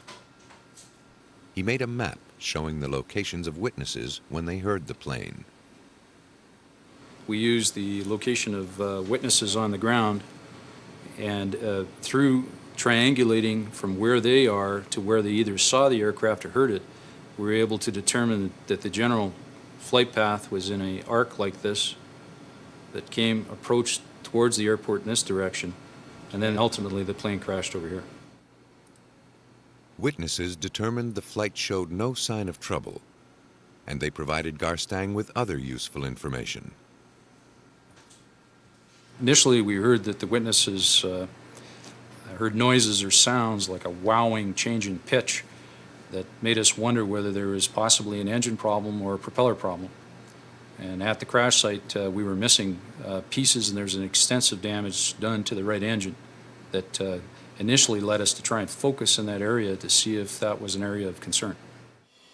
Engine trouble is often the cause of small plane crashes. To see if it was behind this accident, Chief Analyst Bill Taylor dissected the battered engines. When we're doing an engine investigation and doing a teardown, there are 2 or 3 things that we're looking for. First of all, we want to see whether there's been a mechanical failure in the engine. That's most apparent, most obvious, and the easiest thing to do. The second is to look for evidence of the power level. That's very helpful in an accident investigation to discover whether the engine was producing full power. It may be running, but running at low level, at idle, as you might say. it gives an indication, again, of what was available to the crew at that time. If the engine was at full power when it crashed, it would bear the scars of its moving parts as they struck the engine body. Deep markings indicated the engines were at high power. The large amount of dirt and debris sucked into it on impact confirmed that finding. Taylor gave the engines a clean bill of health. He determined the wowing sounds heard by witnesses were normal engine sounds bouncing off the uneven terrain. He'd have to look elsewhere for answers. He checked the landing gear. It too was working. It was nearly retracted at the time of the crash, consistent with the procedure for an aborted landing. So far, the plane seemed in perfect working order. No clues had surfaced. Investigators were stymied. But was it possible something was driving the pilot to land quickly and take risks? Could he have been running out of fuel? John Garstang used infrared photography to find out. What we have here on the left is a conventional color photograph of the forest, and on the right is what's referred to as a near-infrared photograph. In conventional photography, fuel blends into the natural shadow. But shot with near-infrared film, the spray of fuel appears as a dark stain. Records like the weight and balance gave us a good indication of what the fuel quantity should be, and we used the infrared imagery to confirm that there was sufficient quantity or a large quantity of fuel present. We have the ground scar here left by the right wing, and you can see a general area of discoloration where the fuel has been sprayed, as well as there's been a ground fire and branches have been broken. The photographs revealed the plane arrived at the airport with fuel to spare. Another dead end for the investigators. According to all indications, Flight 70 should never have crashed. But it did. And until investigators figured out why, the tragedy could recur. The nagging question remained. After aborting the landing, why would the pilot start to climb and then dive into the earth? Engineer Jim Foots checked the accuracy of the aircraft's instruments. Perhaps they were lying. Well, we look at the instruments, and which leads to looking at the dial faces and in the internal mechanisms of the instruments, because again, not all FDRs record all parameters. So we can look at the instruments and at times get information from the dial face, such as pointer slaps, gear train damage, and they will tell us what that actual system was doing at impact. If the impact was severe enough, the pointer would slap against the dial face and leave a mark. Even if the pointer was lost, the telltale mark would remain.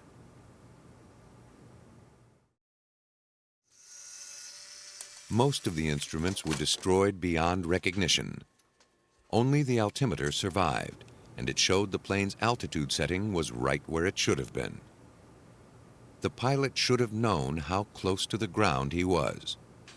Once again, the solution remained elusive. But Foots had his suspicions.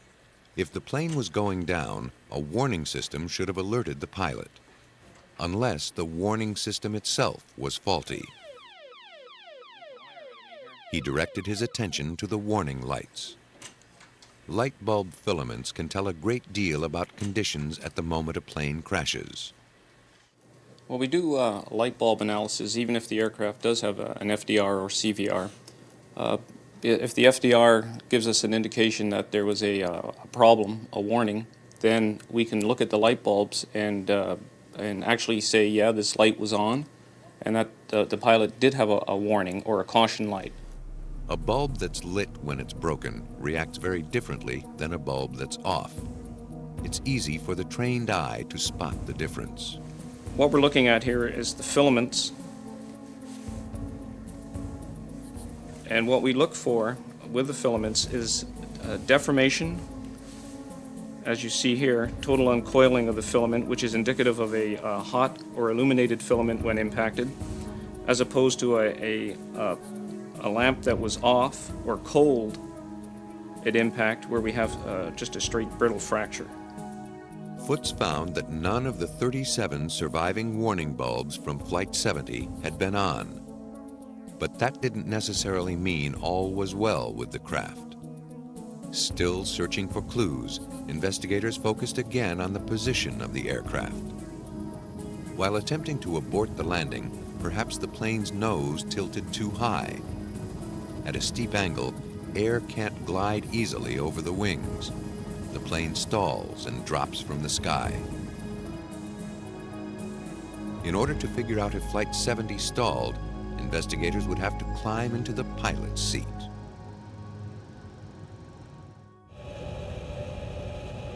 Whatever happened to Skylink Flight 70 came without warning. Now investigators had to reconstruct the tragedy. The stall avoidance system on this type of aircraft was notoriously unforgiving.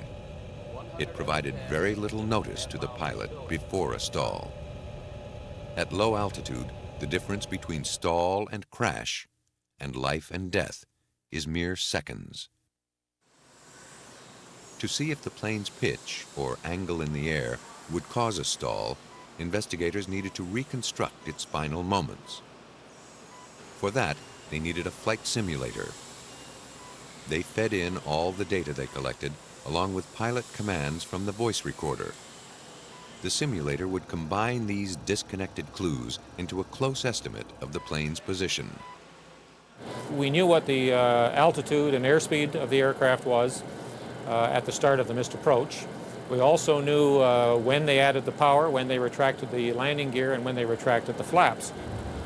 So we were able to come into the simulator and use those parameters that were available off the flight data recorder and fly the airplane in accordance with those parameters, and then through that process determine what the pitch attitude of the aircraft was.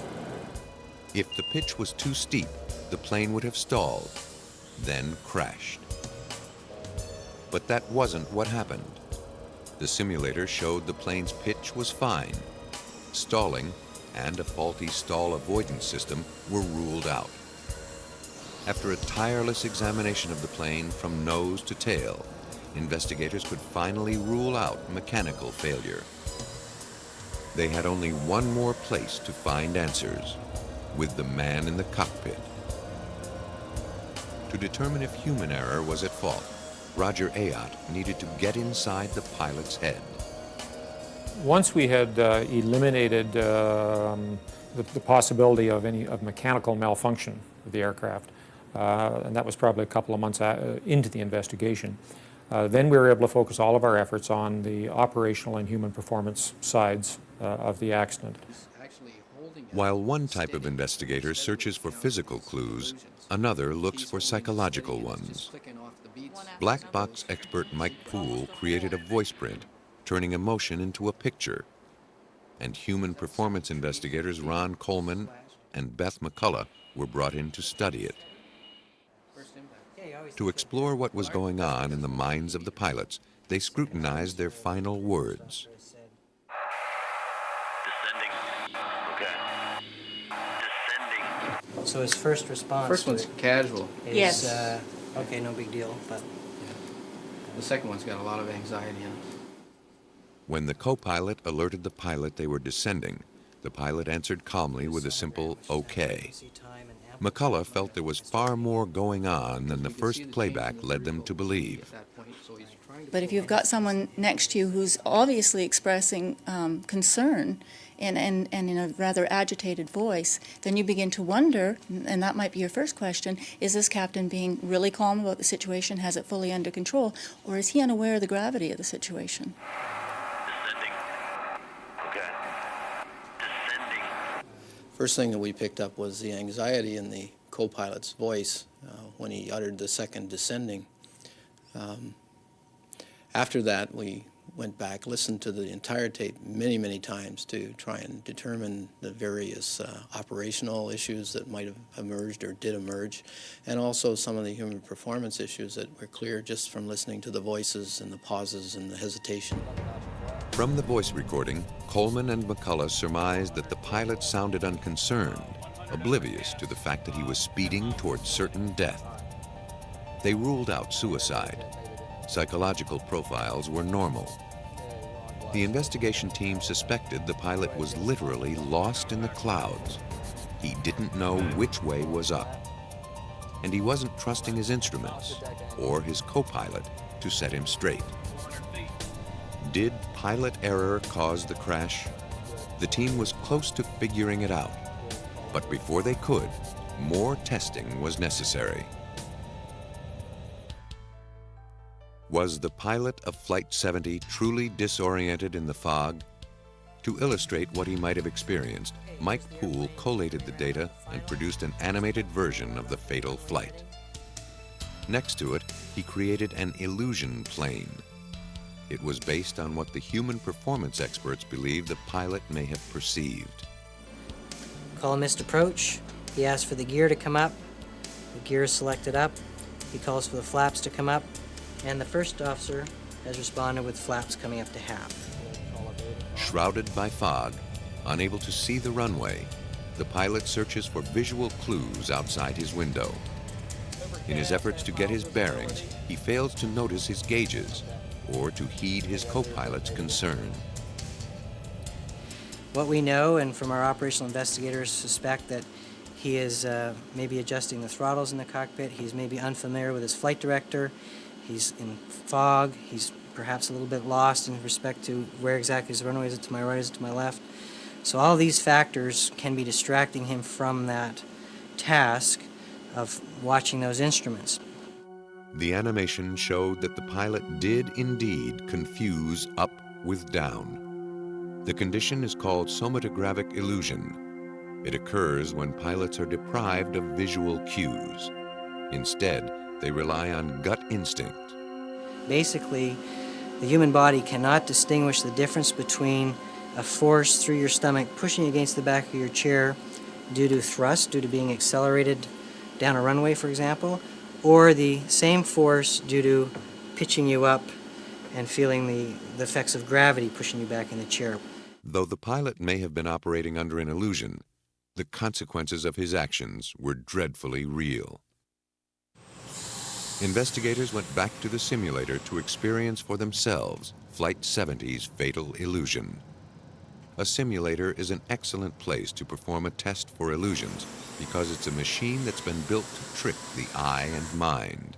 In a simulator, you're in a building, and obviously it can't accelerate you down a runway. But it wants to make you feel that. So to achieve that, what they do is they tilt you back in your chair, and you feel the force of gravity in your chair, and then they fool your visual senses by taking the horizon. Instead of you would normally see it rise, they actually keep it level. So your eyes think the horizon's level, you're feeling this force through your stomach into the back of the chair. That is the sensation of accelerating down the runway, and that essentially is the somatographic illusion. Roger Ayotte took the mock fatal flight. All the data were entered and the horizon taken away so he could feel the sensation as the pilot had. But he'd fly under instrument flight rules, or IFR, relying totally on his gauges so he would know where the plane was relative to the ground. Okay, and this is the same approach being conducted in IFR conditions. So you have to concentrate totally on your instruments. And as you can see, you have no visual references outside the cockpit. With his view blocked, he couldn't tell if he was going up or down while accelerating. But the gauges told him he was heading toward the ground. The simulated flight proved that the pilot had fallen victim to the illusion. You can fly by the seat of your pants to a certain extent when you're in visual flight conditions, and that is done frequently. However, when you're in instrument flight conditions, so when you're flying in fog or cloud or something like that, then you don't have those visual senses that you do when you're flying visually. The forces of motion in 3 dimensions can play tricks on the mind. The inner ear regulates balance and lets us know where we stand, but it needs a visual reference. It's extremely difficult to overpower the human instinct to rely on vision when flying. But through sheer willpower, a pilot can stay true to the instruments until his mind overcomes his body. Unfortunately, the pilot of Flight 70 wasn't aware of the danger. It takes a network of complex systems to keep a plane in the air. It also takes a tangle of circumstances to send one crashing down. In both Roselawn, Indiana, and Terrace, British Columbia, a combination of factors conspired against the aircraft, dooming the passengers and crew. But aboard the planes were the black boxes. These indestructible witnesses, coupled with human ingenuity, determined what went wrong. By surviving a crash, black boxes enable us to prevent countless others.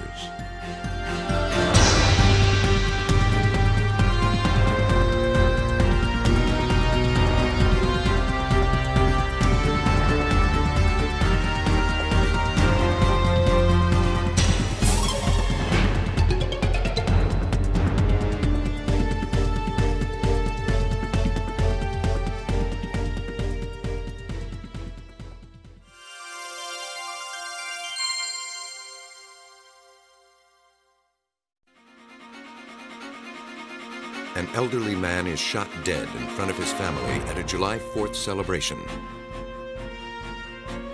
No one knows where the bullet came from. How can police track down his killer? A charismatic leader of the Black Panthers is killed in a police raid. His supporters say he was assassinated. The police claim they shot him in self-defense. Can a forensic expert determine who is lying? A child dies in a drive-by shooting. Can a state-of-the-art computer link evidence from this crime to another and win a conviction? It takes a split second for a gun to deliver death. Solving the crime takes much longer, but with increasing speed, expertise, and accuracy, forensic detectives are zeroing in on their deadly target.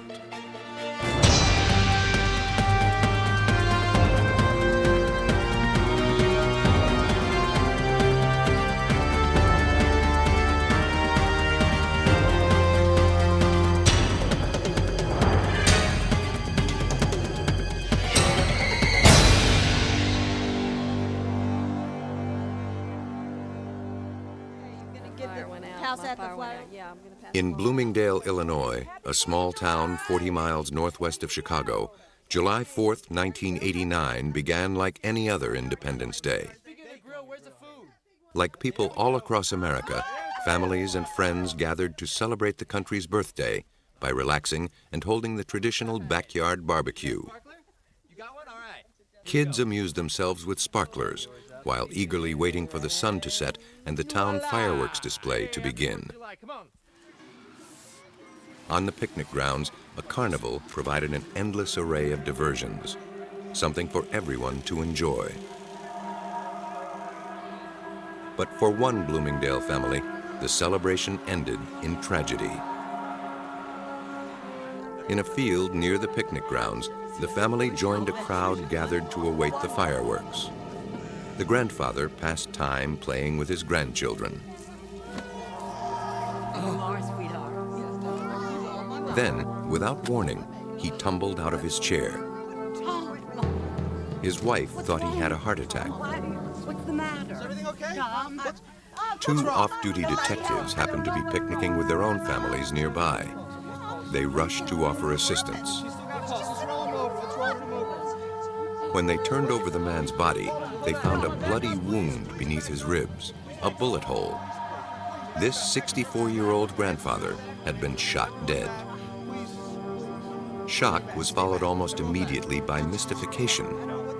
No one had heard a shot or seen anything.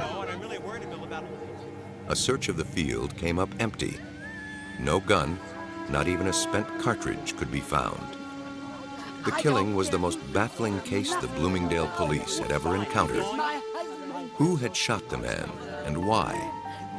Unraveling the mystery, forging a link between victim and killer, would demand all the ingenuity forensic experts could muster. Lieutenant Richard Vaughn is the ballistics examiner at the DuPage County Sheriff's Department. As soon as an autopsy had been performed, the Bloomingdale police called him in. The coroner confirmed that a bullet had struck the victim on the right side, then penetrated beneath the rib cage, causing his death. He also recovered the bullet. Fortunately, it had not hit bone and was in near pristine condition.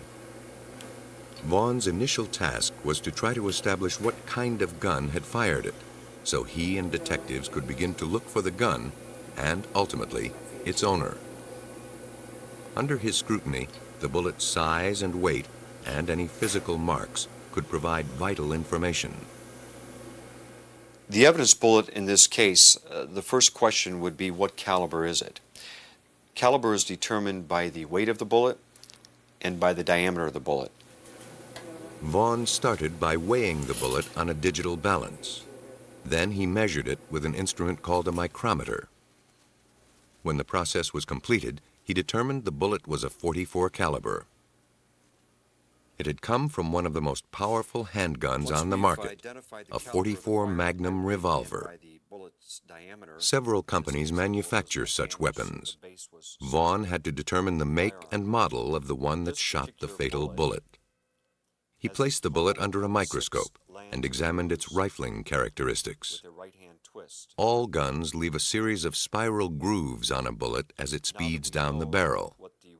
The number of grooves, their width, and whether they twist to the left or right varies with the manufacturer. This particular bullet had 6 grooves and 6 lands, the raised regions in between. They spiraled along the bullet with a right-hand twist. Now Vaughn turned to a device called a measuring projection unit. It enabled him to accurately determine the widths of each land and groove. Armed with this information, Vaughn turned to a computer database called the General Rifling Characteristics File. Maintained by the FBI, it contains information about thousands of weapons. Feeding in the caliber, number, and width of lands and grooves, and the directional twist of the bullet, enabled him to identify the probable make of the gun. We had a groove width measurement of 0.129 thousandths of an inch. When we then refer to the .44 Magnum caliber category, you will note that the probable make and model of firearm that could have fired the evidence bullet was a firearm manufactured by Sturm Ruger, and the model would be the Red Hawk model. Within 2 hours, Vaughn developed a vital piece of evidence. The gun was a Sturm Ruger Red Hawk .44 Magnum. But a search of local gun shops turned up no record of any such weapon being sold. Vaughn decided the only way to trace the killer was to find where the bullet had been fired from. We started out with this measurement where we had... An ammunition manual told him that a Ruger Red Hawk .44 Magnum has a maximum range of about 1.5 miles. But the chances of locating where the bullet had been fired in an area that large would be next to impossible. To reduce the search area, Vaughn went back to the site of the killing to reconstruct the incident. All that he required was a mannequin, a lawn chair, and a wooden dowel. He seated the mannequin in the same place and position as the victim.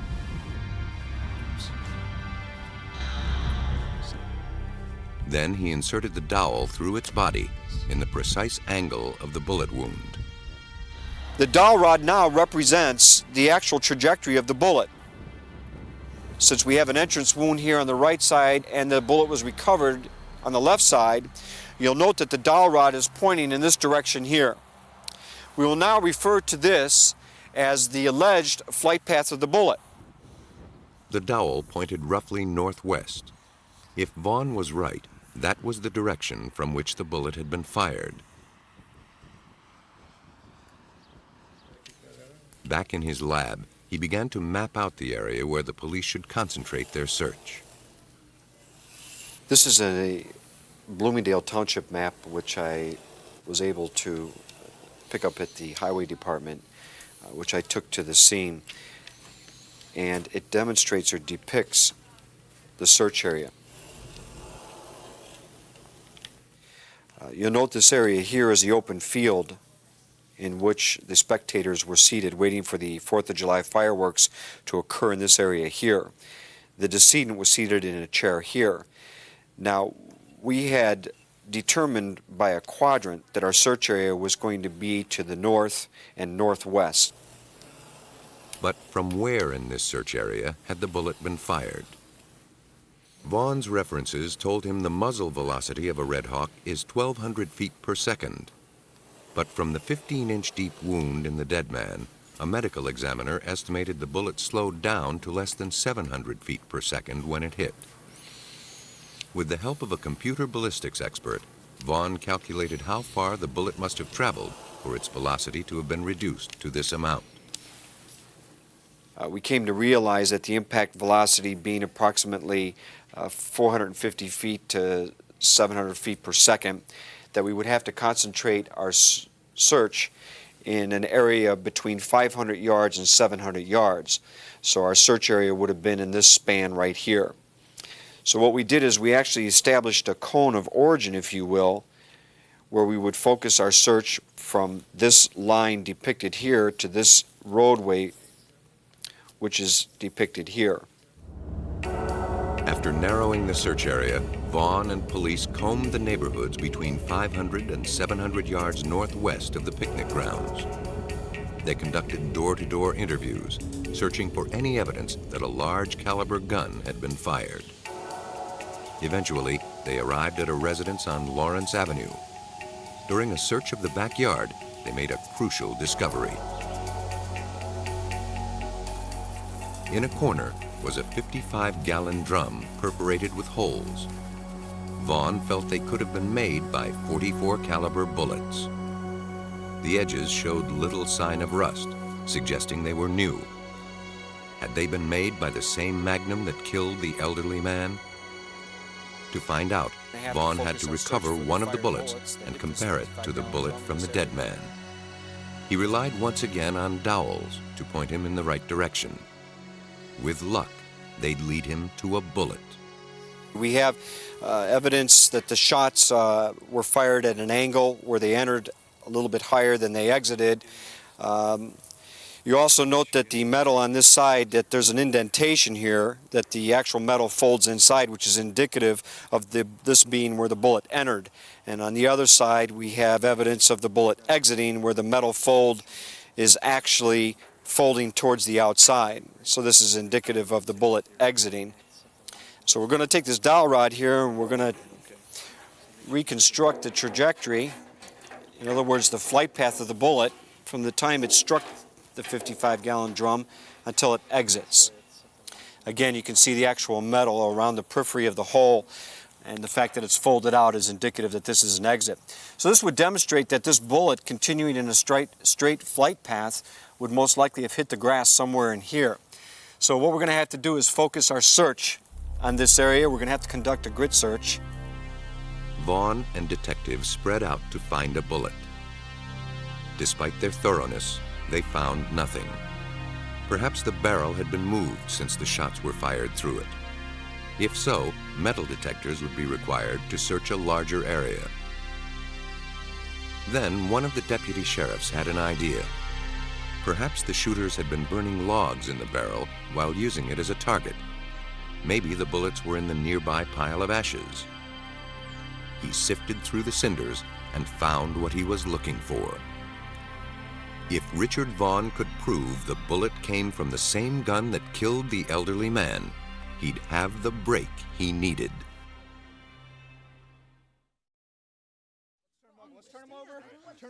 When the man died in a picnic ground in Bloomingdale, Illinois on July 4th, police had only two clues: the bullet recovered at autopsy and the wound it left behind. Now, ballistic examiner Richard Vaughn had a second bullet, found near the 55-gallon drum. A comparison of the bullets would tell him if they came from the same gun. Every Ruger Red Hawk Magnum leaves similar rifling marks on a bullet. 6 lands and grooves with a right-hand twist. But every gun also leaves its own unique individual signature on the bullets it fires, produced by tiny irregularities in the rifling. The bullet found in the drum was deformed by the impact, but Vaughn was still able to discern a series of distinguishing marks. they were enough to conclude it came from the same weapon that killed the victim. The net was closing in, but an important question remained. Could a bullet fired from the backyard travel unobstructed for nearly a half-mile to the picnic grounds? Vaughn enlisted the help of an engineering firm to survey the bullet's likely path. They recorded ground elevations and the positions and heights of every house and tree between the Lawrence Avenue residence and the picnic grounds. Then they constructed a diagram. The red line here demonstrates the calculated trajectory of the fatal bullet. The dark line here demonstrates the terrain. We do have documented here the dwellings that fell within the line of the trajectory of the fatal bullet. What we were able to determine was that this particular residence, for example, the bullet went directly to the right of it. But this indicates where the barrel of the firearm was. This is the fence that was at the back of the property, of the suspect's property. And this is the area where the decedent was seated. On its half-mile journey to the picnic grounds were many potential obstacles. Amazingly, the bullet missed every one. But would it still possess enough power to kill once it got there? To make his case, Vaughn had to prove it could. He turned to wound ballistics expert Martin Fackler, who had devised a standardized way to test how far a bullet penetrates human flesh when traveling at various speeds. The depth of the wound depends on the velocity of the bullet. To simulate the penetrating power of a bullet after a half-mile flight, some gunpowder is removed to slow it down to between 400 and 700 feet per second. This is referred to as a bullet inertia puller, and we're going to use this to pull and separate the bullet from the cartridge case so that we are able to actually remove the gunpowder from the cartridge case. Now that the bullet has been separated, Vaughn carefully tips out a measured amount of the gunpowder. It's a trial and error process. Empty out some powder, fire around. Measure the bullet's speed. If it's too high, remove a little more gunpowder. If it's too low, remove a little less from the next round. To ensure that the bullet impacts the block at the intended velocity, its speed is measured with an electronic timer. This is a chronograph. This is used to measure the speed of a moving projectile. It is nothing more than a timer, and the timer is started by the shadow of a bullet passing between these first two rods, and the timer is stopped by the shadow of a bullet passing between the second two rods. The speed in feet per second of the projectile is then recorded in the front of the machine. Finally, when everything is set, the test bullet is fired into the gelatin. Firing in the hole. The bullet traveled 15 inches, almost identical to the depth of the fatal wound. What's more, like the bullet found in the victim, it had not deformed. The test proved that the bullet had enough power to kill the man from a half-mile away. Further evidence that the shot had been fired from Lawrence Avenue. The results of Vaughn's test gave Assistant State's Attorney Joe Burkett grounds to serve a search warrant on Robert Logsdon, resident of the home where the drum was found. Logsdon admitted he and his girlfriend held a party on July 4th. But at first, he denied owning a handgun. As a convicted felon, it was illegal for him to possess one. He lied about virtually everything until he was confronted with facts that were known to us that we had put in the warrant, and he ultimately confessed and implicated his girlfriend as well in the shooting. There's a man who's dead. Under pressure from Burkett, Logsdon produced a .44 caliber Strum Ruger Red Hawk. He later confessed and revealed the events of his party. It had started ordinarily enough, a barbecue for a few close friends. Sometime in the afternoon, Logsdon had gone into the house to fetch his Ruger Red Hawk. A jug of water was placed on the 55-gallon drum as a target.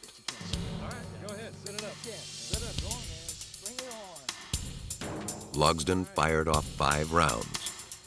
1 hit the jug, but 4 missed and hit the drum instead. Then he handed the gun to his girlfriend, whose shot missed the jug and drum completely. From Logsdon's statement, Vaughn determined that the girlfriend fired the fatal bullet. Because she was shorter than Logsdon, she tilted the gun higher. The increased angle gave the bullet a trajectory high enough to reach the picnic grounds. Logsdon pleaded guilty to unlawful use of a handgun, to possessing a stolen weapon, and to involuntary manslaughter. His girlfriend also admitted firing the gun and likewise pleaded guilty to involuntary manslaughter. Logsdon was sentenced to 6 years. His girlfriend received 90 days plus probation. It was really just a tremendously successful investigation because, as with any murder or any homicide, police officers and prosecutors don't take holidays. We worked closely with the sheriff's office, the coroner's office, Bloomingdale Police Department, Sergeant Vaughn and the crime lab. Everybody did an excellent job. In Bloomingdale, victim and killer were completely unaware of each other's existence and were a half-mile apart. It took the tools of forensic science and the dedication of law enforcement professionals and ballistics experts to bridge the gap. The Bloomingdale death was a tragic accident, caused by carelessness and an astonishing twist of fate. Its randomness made it a challenge to solve. In Chicago, during the turbulent 1960s, an investigator struggled with a different challenge. A political activist lay dead. Was he killed in self-defense or assassinated? The bullet-riddled walls held the answer.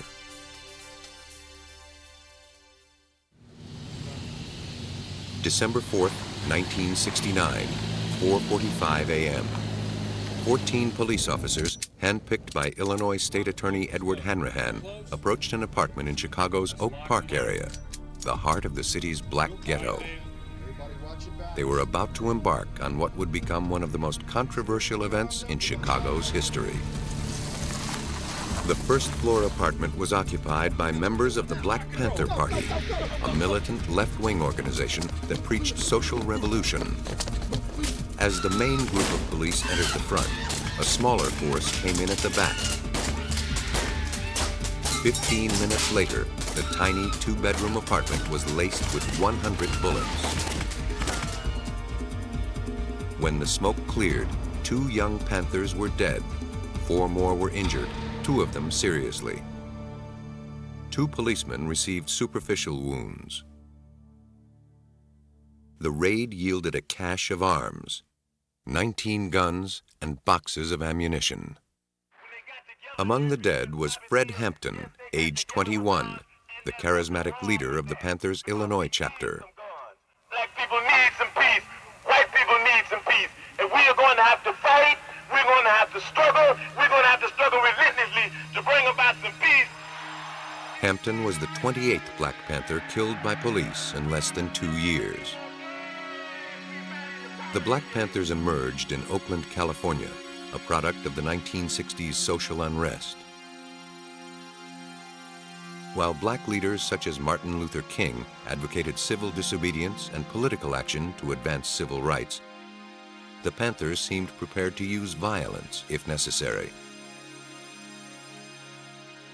The December 4th raid quickly became a media event, as the Panthers and the authorities gave radically different accounts of what happened. Hanrahan claimed the police were serving a legitimate search warrant when the Panthers started shooting.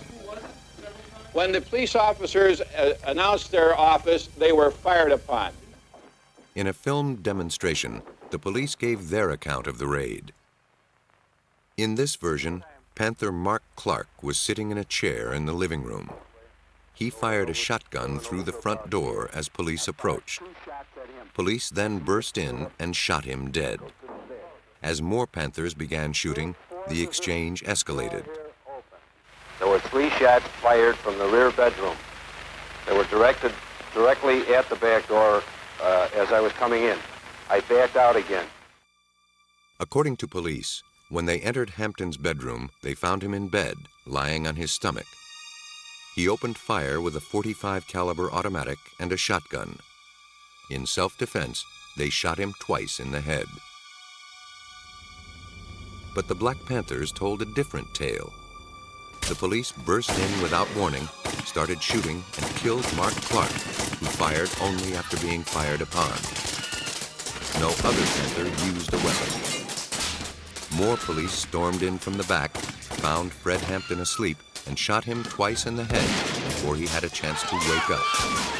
Hampton's girlfriend was in bed with him when the raid began. Still half asleep, I looked up and I saw bullets coming from, it looked like the front of the apartment, from the kitchen area.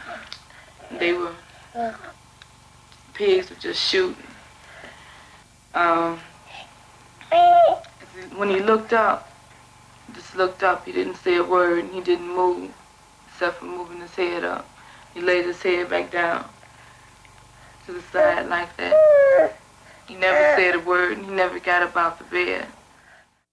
The Panthers were convinced that Fred Hampton was assassinated and that police had launched a full-scale cover-up.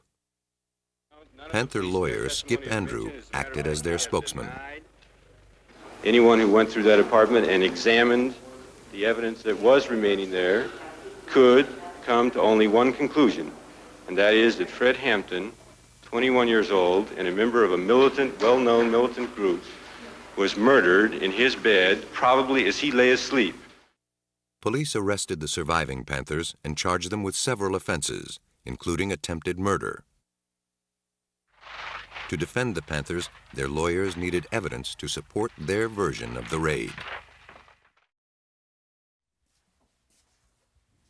They turned to ballistics expert Herbert McDonnell. He seemed an unlikely choice. More than once, he had investigated gunfights between the police and black radical groups. He usually sided with the police.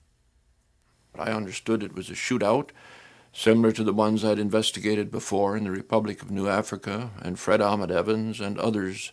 So I expected this would be another black militant group who were in the wrong and the police were in the right. As McDonnell saw his role, it was to decide whether the police or the Panther account of the raid was nearer the truth. To determine this, he would have to reconstruct the raid from bullet holes and spent bullets in the apartment. It would take all of McDonnell's skill to find out what happened. He entered the apartment through a small foyer, which led to the living room. Mark Clark, the first Panther to die, had been shot here. Beyond the living room were 2 bedrooms. Fred Hampton had died in the farther one. Finally, at the back lay the kitchen, through which the rear contingent of Hanrahan's force had entered. McDonnell started his investigation in the living room. I spent 10.5 hours collecting evidence, taking photographs, and observing the trajectories of various bullets. I had never seen an area that had been so shot up as the living room. On one wall, the south wall, there were 45 bullet holes of various calibers. The larger ones were .45 caliber fired from a Thompson submachine gun. There were blasts from shotguns, and there were .30 caliber and .38. Having different sizes made it somewhat easy to establish which were fired from various weapons. Who had fired these shots, the Panthers or the police? McDonnell hoped his investigation would provide the answer. As streams of sightseers trooped through the apartment, McDonnell set to work, unpacking the simple tools of his trade: a camera, notebook, ruler, and a ball of string. Soon he made a curious request. I asked if I could have some straws brought in and some dowels. The Panthers went out, some of them, and they came back very quickly with a big handful of straws and a bundle of dowels, small ones. After measuring the precise position of every hole in the living room wall, McDonald gently pushed the dowels and straws into them. By following the direction of a dowel, he could trace the path of a bullet. The straws protected the holes, ensuring that a dowel did not knock out plaster and destroy vital evidence. When he finished, the result was startling. All 45 bullets had been fired from the vicinity of the living room door. All must have come from the police as they burst into the room. When I began looking at the number of bullet holes, it became apparent that the vast majority seemed to be coming into the apartment rather than going out. The investigation seemed to be favoring the Panthers' version of the raid, but the police were quick to state their case. In an interview with the Chicago Tribune, Hanrahan produced a photograph of bullet holes in the molding around the back door.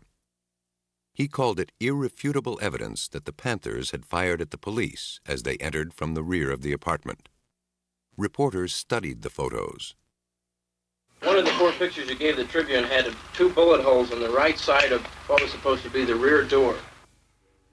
But when reporters inspected the apartment, they found the marks to be not holes, but nails. Hanrahan backpedaled. I have said that we released the pictures. We have not characterized or described the conditions that they portray, other than to say that that is an accurate portrayal of that particular object. Now the police changed their story. The Panther bullets, they said, whistled through the open door. That is not what McDonald found. The claims that there were bullets fired out at the police out the back door are unfounded. There is no way the bullets could not have hit a person in the door, and if they missed them, they would have struck a brick wall. McDonald continued his investigation in the front bedroom, where he discovered bullets fired in the living room had passed through the wall. While in the bedroom, he noticed the door was also pierced by bullets. He counted 25 of them. The police had claimed Panthers in the bedroom shot at them and refused to stop firing despite orders from officers. At first sight, the door seemed to confirm this part of the police's story. All the shots in the door came from the inside out, exactly what would be expected if Panthers in the bedroom had been shooting at the police. But there was a puzzle. None of those 25 shots hit an officer, nor was there any trace of them in the hallway beyond.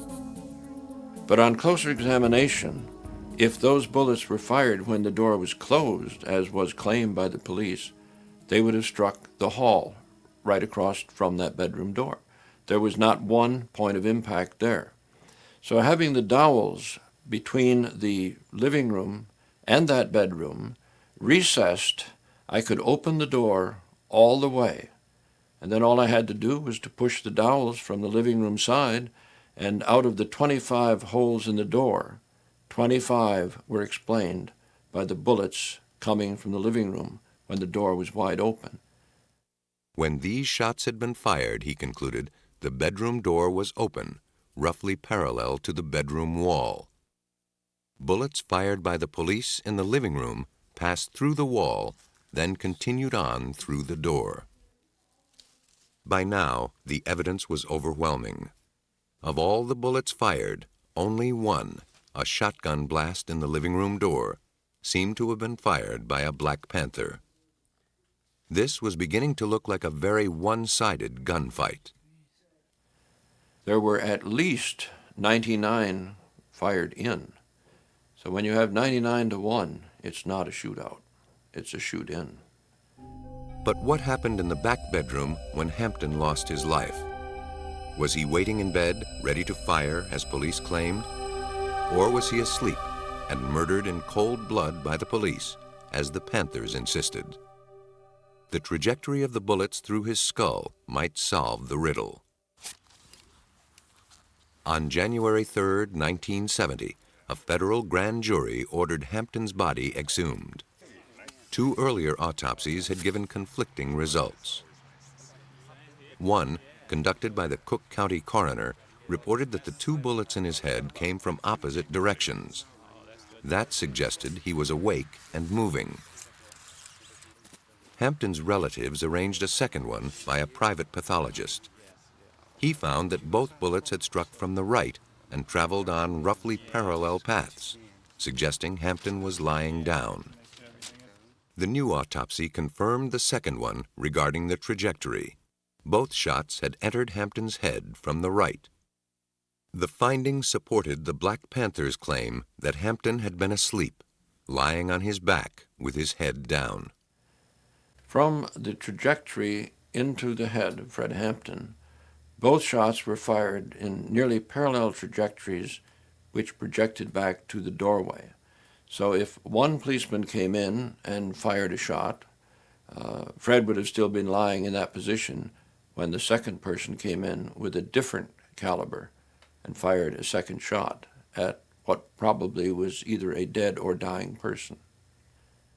McDonald's meticulous investigation and the autopsy supported the Panther version of events. It looked as if the police had indeed assassinated Fred Hampton. But the most crucial question had not yet been answered. Did the Panthers or the police fire first? If the Panthers had started the shooting, even if they had fired just a single shot, the police could maintain they shot back only in self-defense.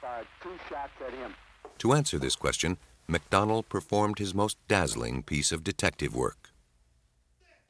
The gunfight evidently had started as the police stormed the living room.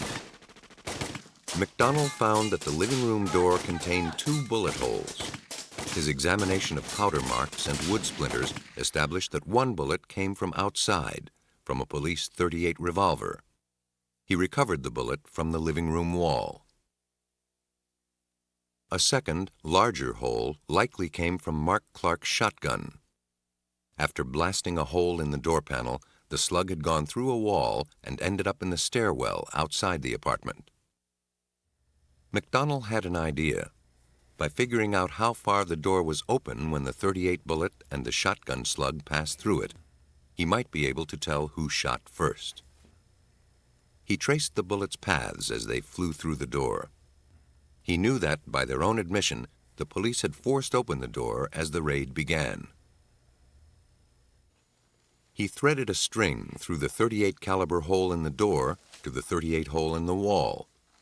Then he adjusted the door until the string was straight. The door was barely ajar.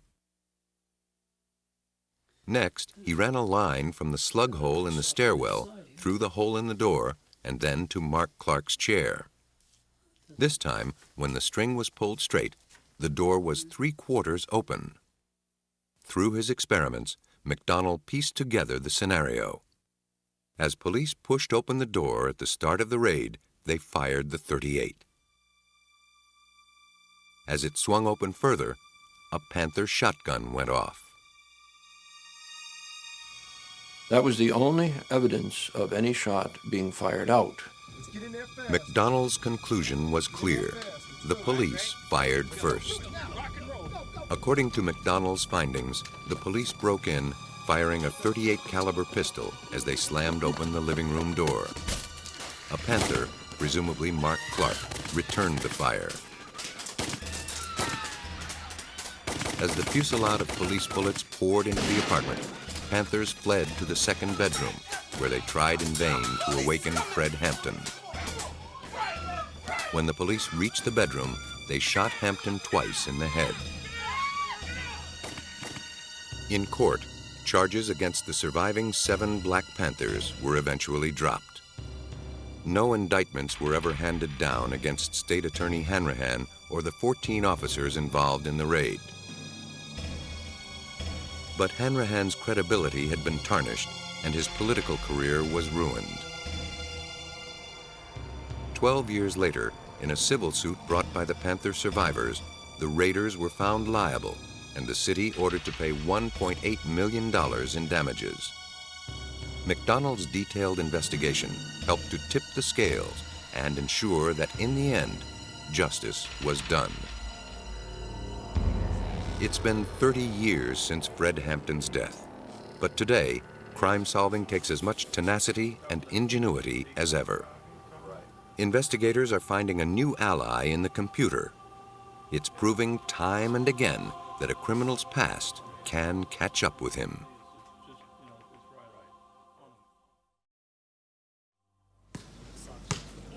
On March 8, 1996, a young boy was spending the evening as any 12-year-old would, when tragedy struck.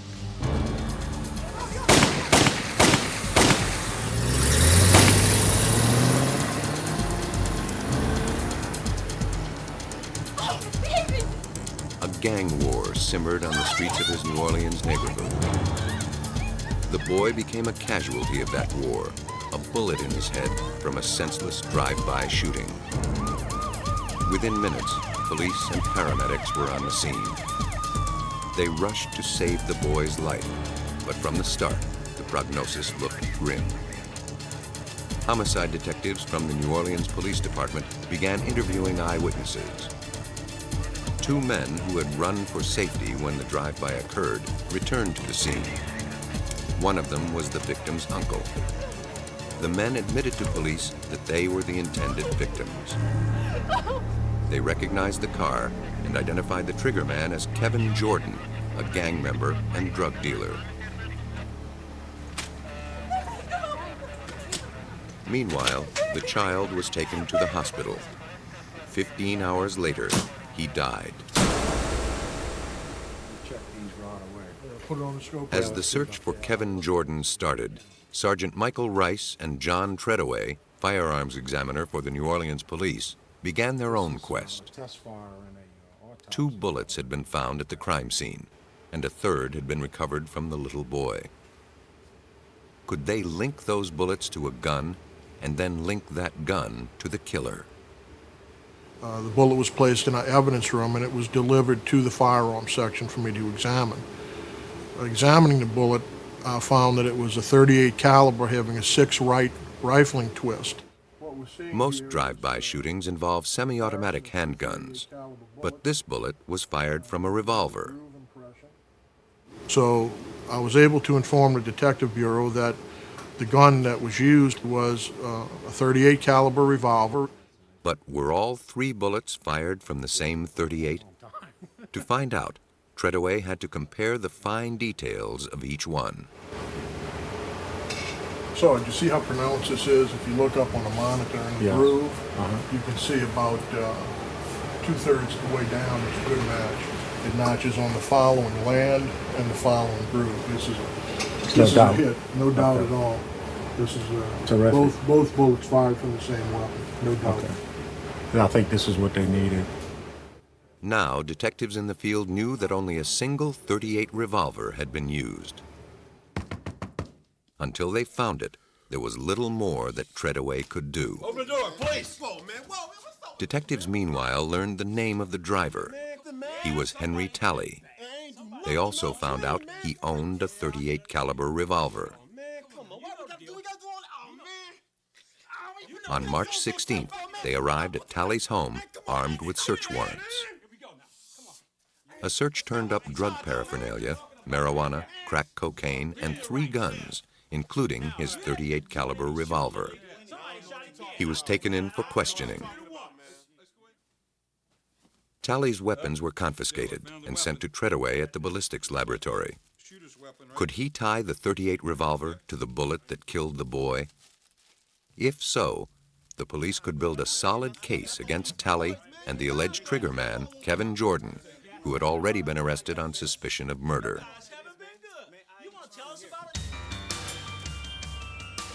The first order of business was testing for fingerprints. Had Talley or Jordan last fired the gun and left prints on the trigger? Timothy Susano, a fingerprint expert with New Orleans Police Department, demonstrates how he finds them. Latent fingerprints, prints invisible to the naked eye, are developed in a 2-stage process. The first involves fumigating with superglue. Molecules of the glue will stick to a print. Then you want to take your liquid super glue and pour it into the lumen dish. Next, I'm going to place the lumen dish onto a hot plate that's located inside this tank. That's going to heat the super glue and accelerate the fuming process. Within an hour, the gun is cooked. Now it's ready for the second stage of the test. It's washed with a fluorescent dye. If any prints exist, the dye will adhere to them and become visible under the ultraviolet light source. Unfortunately, none showed up on the 38 found at Talley's residence. The test could not help pin the shooting on Talley or Jordan. Still, the test is often worth performing. Sometimes it can yield dramatic results. This is an example of a partial latent fingerprint that was developed on the trigger guard of a weapon that was used in a murder. As you can see, the partial fingerprint right here, that's on the front part of the trigger guard, which is located right here. To establish a connection between Talley's gun and the fatal bullet, Treadaway needed to inspect a bullet shot from the gun. This is our ballistic recovery room. In this room is our ballistic tank that we test fire our weapons in. This is Officer Gwen Surpass. He's going to test fire these weapons. We're going to test fire this 38 first. Before we do anything with it, we normally like to check to make sure that the weapon is functional. We make sure that there are no obstructions in the barrel and all the parts on the weapon are in place. I'm going to go ahead and load it.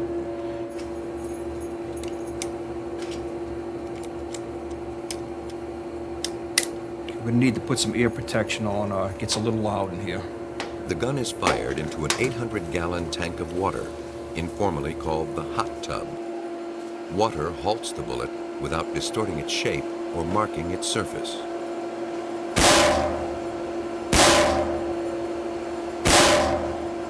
Once the weapon's fired, I then unload the weapon, remove the spent casings. The bullet retrieval system is simple but effective. A broom handle and a lump of silly putty.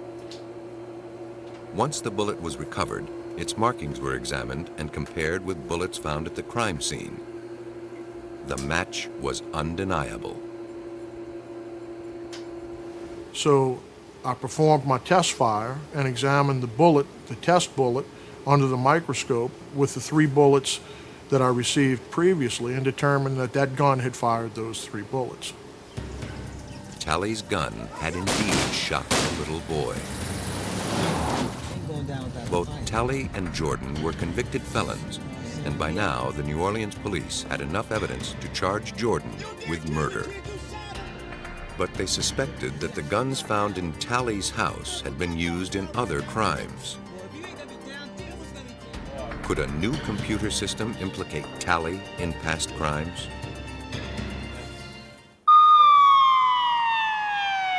When the 12-year-old boy died in a drive-by shooting in 1996, New Orleans police had a brand new crime-solving tool available. Earlier that year, they installed the Integrated Ballistic Identification System, or IBIS. It dramatically speeds up the time it takes to match bullets from crime scenes to guns confiscated by police. Sergeant Michael Rice runs the IBIS operation. For him, it's a vast improvement from the old method. We would go and physically get these guns and test fire them and examine them on the microscope. Well, right now, with our IBIS system, we can now simply, as a matter of routine, test fire these weapons and put them into IBIS. This image will then be correlated and checked against all of our current database. And if this gun had been used in a crime, we will know about it in a very short period of time, perhaps within the hour. At the heart of IBIS is a sophisticated computer program linked to an elaborate microscope. Attached to the microscope are 2 tiny video cameras. When a test bullet is placed under one of the cameras, its magnified image appears on the screen. Greg McCrae is one of the New Orleans detectives trained to use the new system. We have the projectile, the bullet itself, mounted on a little fixture. with the information recorded on it. It's glued on here. I'm going to mount it to the machine, rotate it and lock it in. At the flip of a switch, the cradle begins to move, turning the bullet through one complete revolution, scanning an image of the bullet into the computer. As you can see, you see striations, you see groovings, you see markings. As we move it down, we'll take a picture of it.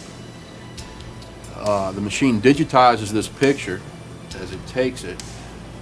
Now, when we process it, the picture is taken and then processed digitally from this machine into the next machine, the next computer, which will in turn correlate it. Built into IBIS is a program designed to scan each image for its distinctive pattern of marks or lines. Having picked it out, the program searches through its database looking for other images of bullets that match. Within less than a minute, it can scrutinize thousands of bullets, a task that would take a ballistics expert like John Treadaway years to perform. This part of IBIS is called bulletproof. A second subsystem, brass catcher, enables him to scan and match spent shells. The casing, which is the other section of the bullet, would be put in this area here and locked in here and secured. This particular microscope will take a picture with the camera mounted up here of the back end, or I should say the breech face of that casing. The breech face and also the firing pin, which is in this area right here. Now the computer records the shell's distinctive features, the positions and shapes of indentations left by the firing pin and tiny gouges left as it's ejected from the weapon. The operation is completed in 2 to 3 minutes.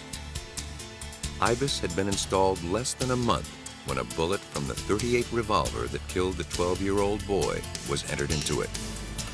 There were no hits, no matches with the thousands of other bullets in the computer's database. But the system's real power was demonstrated with bullets test-fired from a second gun, a .45 caliber automatic found in Henry Talley's apartment. The firing pin, which we're looking at, if you look very closely, you can see this duck image right here, center in the firing pin itself. But this is very clear. We knew from looking at the screen that the probability of a match was very, very high. IBIS made a hit, implicating Henry Talley in another unsolved drive-by shooting. It was enough to strengthen the case against him regarding the death of the child. IBIS had proved itself on its first case. Prior to IBIS, this case would have probably been unsolved. It would have never picked up any additional follow-up unless there was a specific reason for it. We have uncovered and linked many cases involving homicides as well as shootings here in the city. And we made those links and those correlations and tied them all together by simply what Greg's doing right now. And we're kind of proud of what we do here, and I would not want to be without IBIS today. The death of the 12-year-old boy was solved partly by traditional ballistics work. But without the IBIS computer system, police would never have connected Talley's weapons to another crime that might have otherwise gone unsolved. Both Kevin Jordan and Henry Talley were convicted of first-degree murder and are now serving life sentences. By developing new ways to trace bullets to guns and guns to criminals, forensic detectives are increasingly able to turn a criminal's own ammunition against him. So long as there's a bullet, there's a clue. And so long as there's a clue, there's a chance to catch a killer.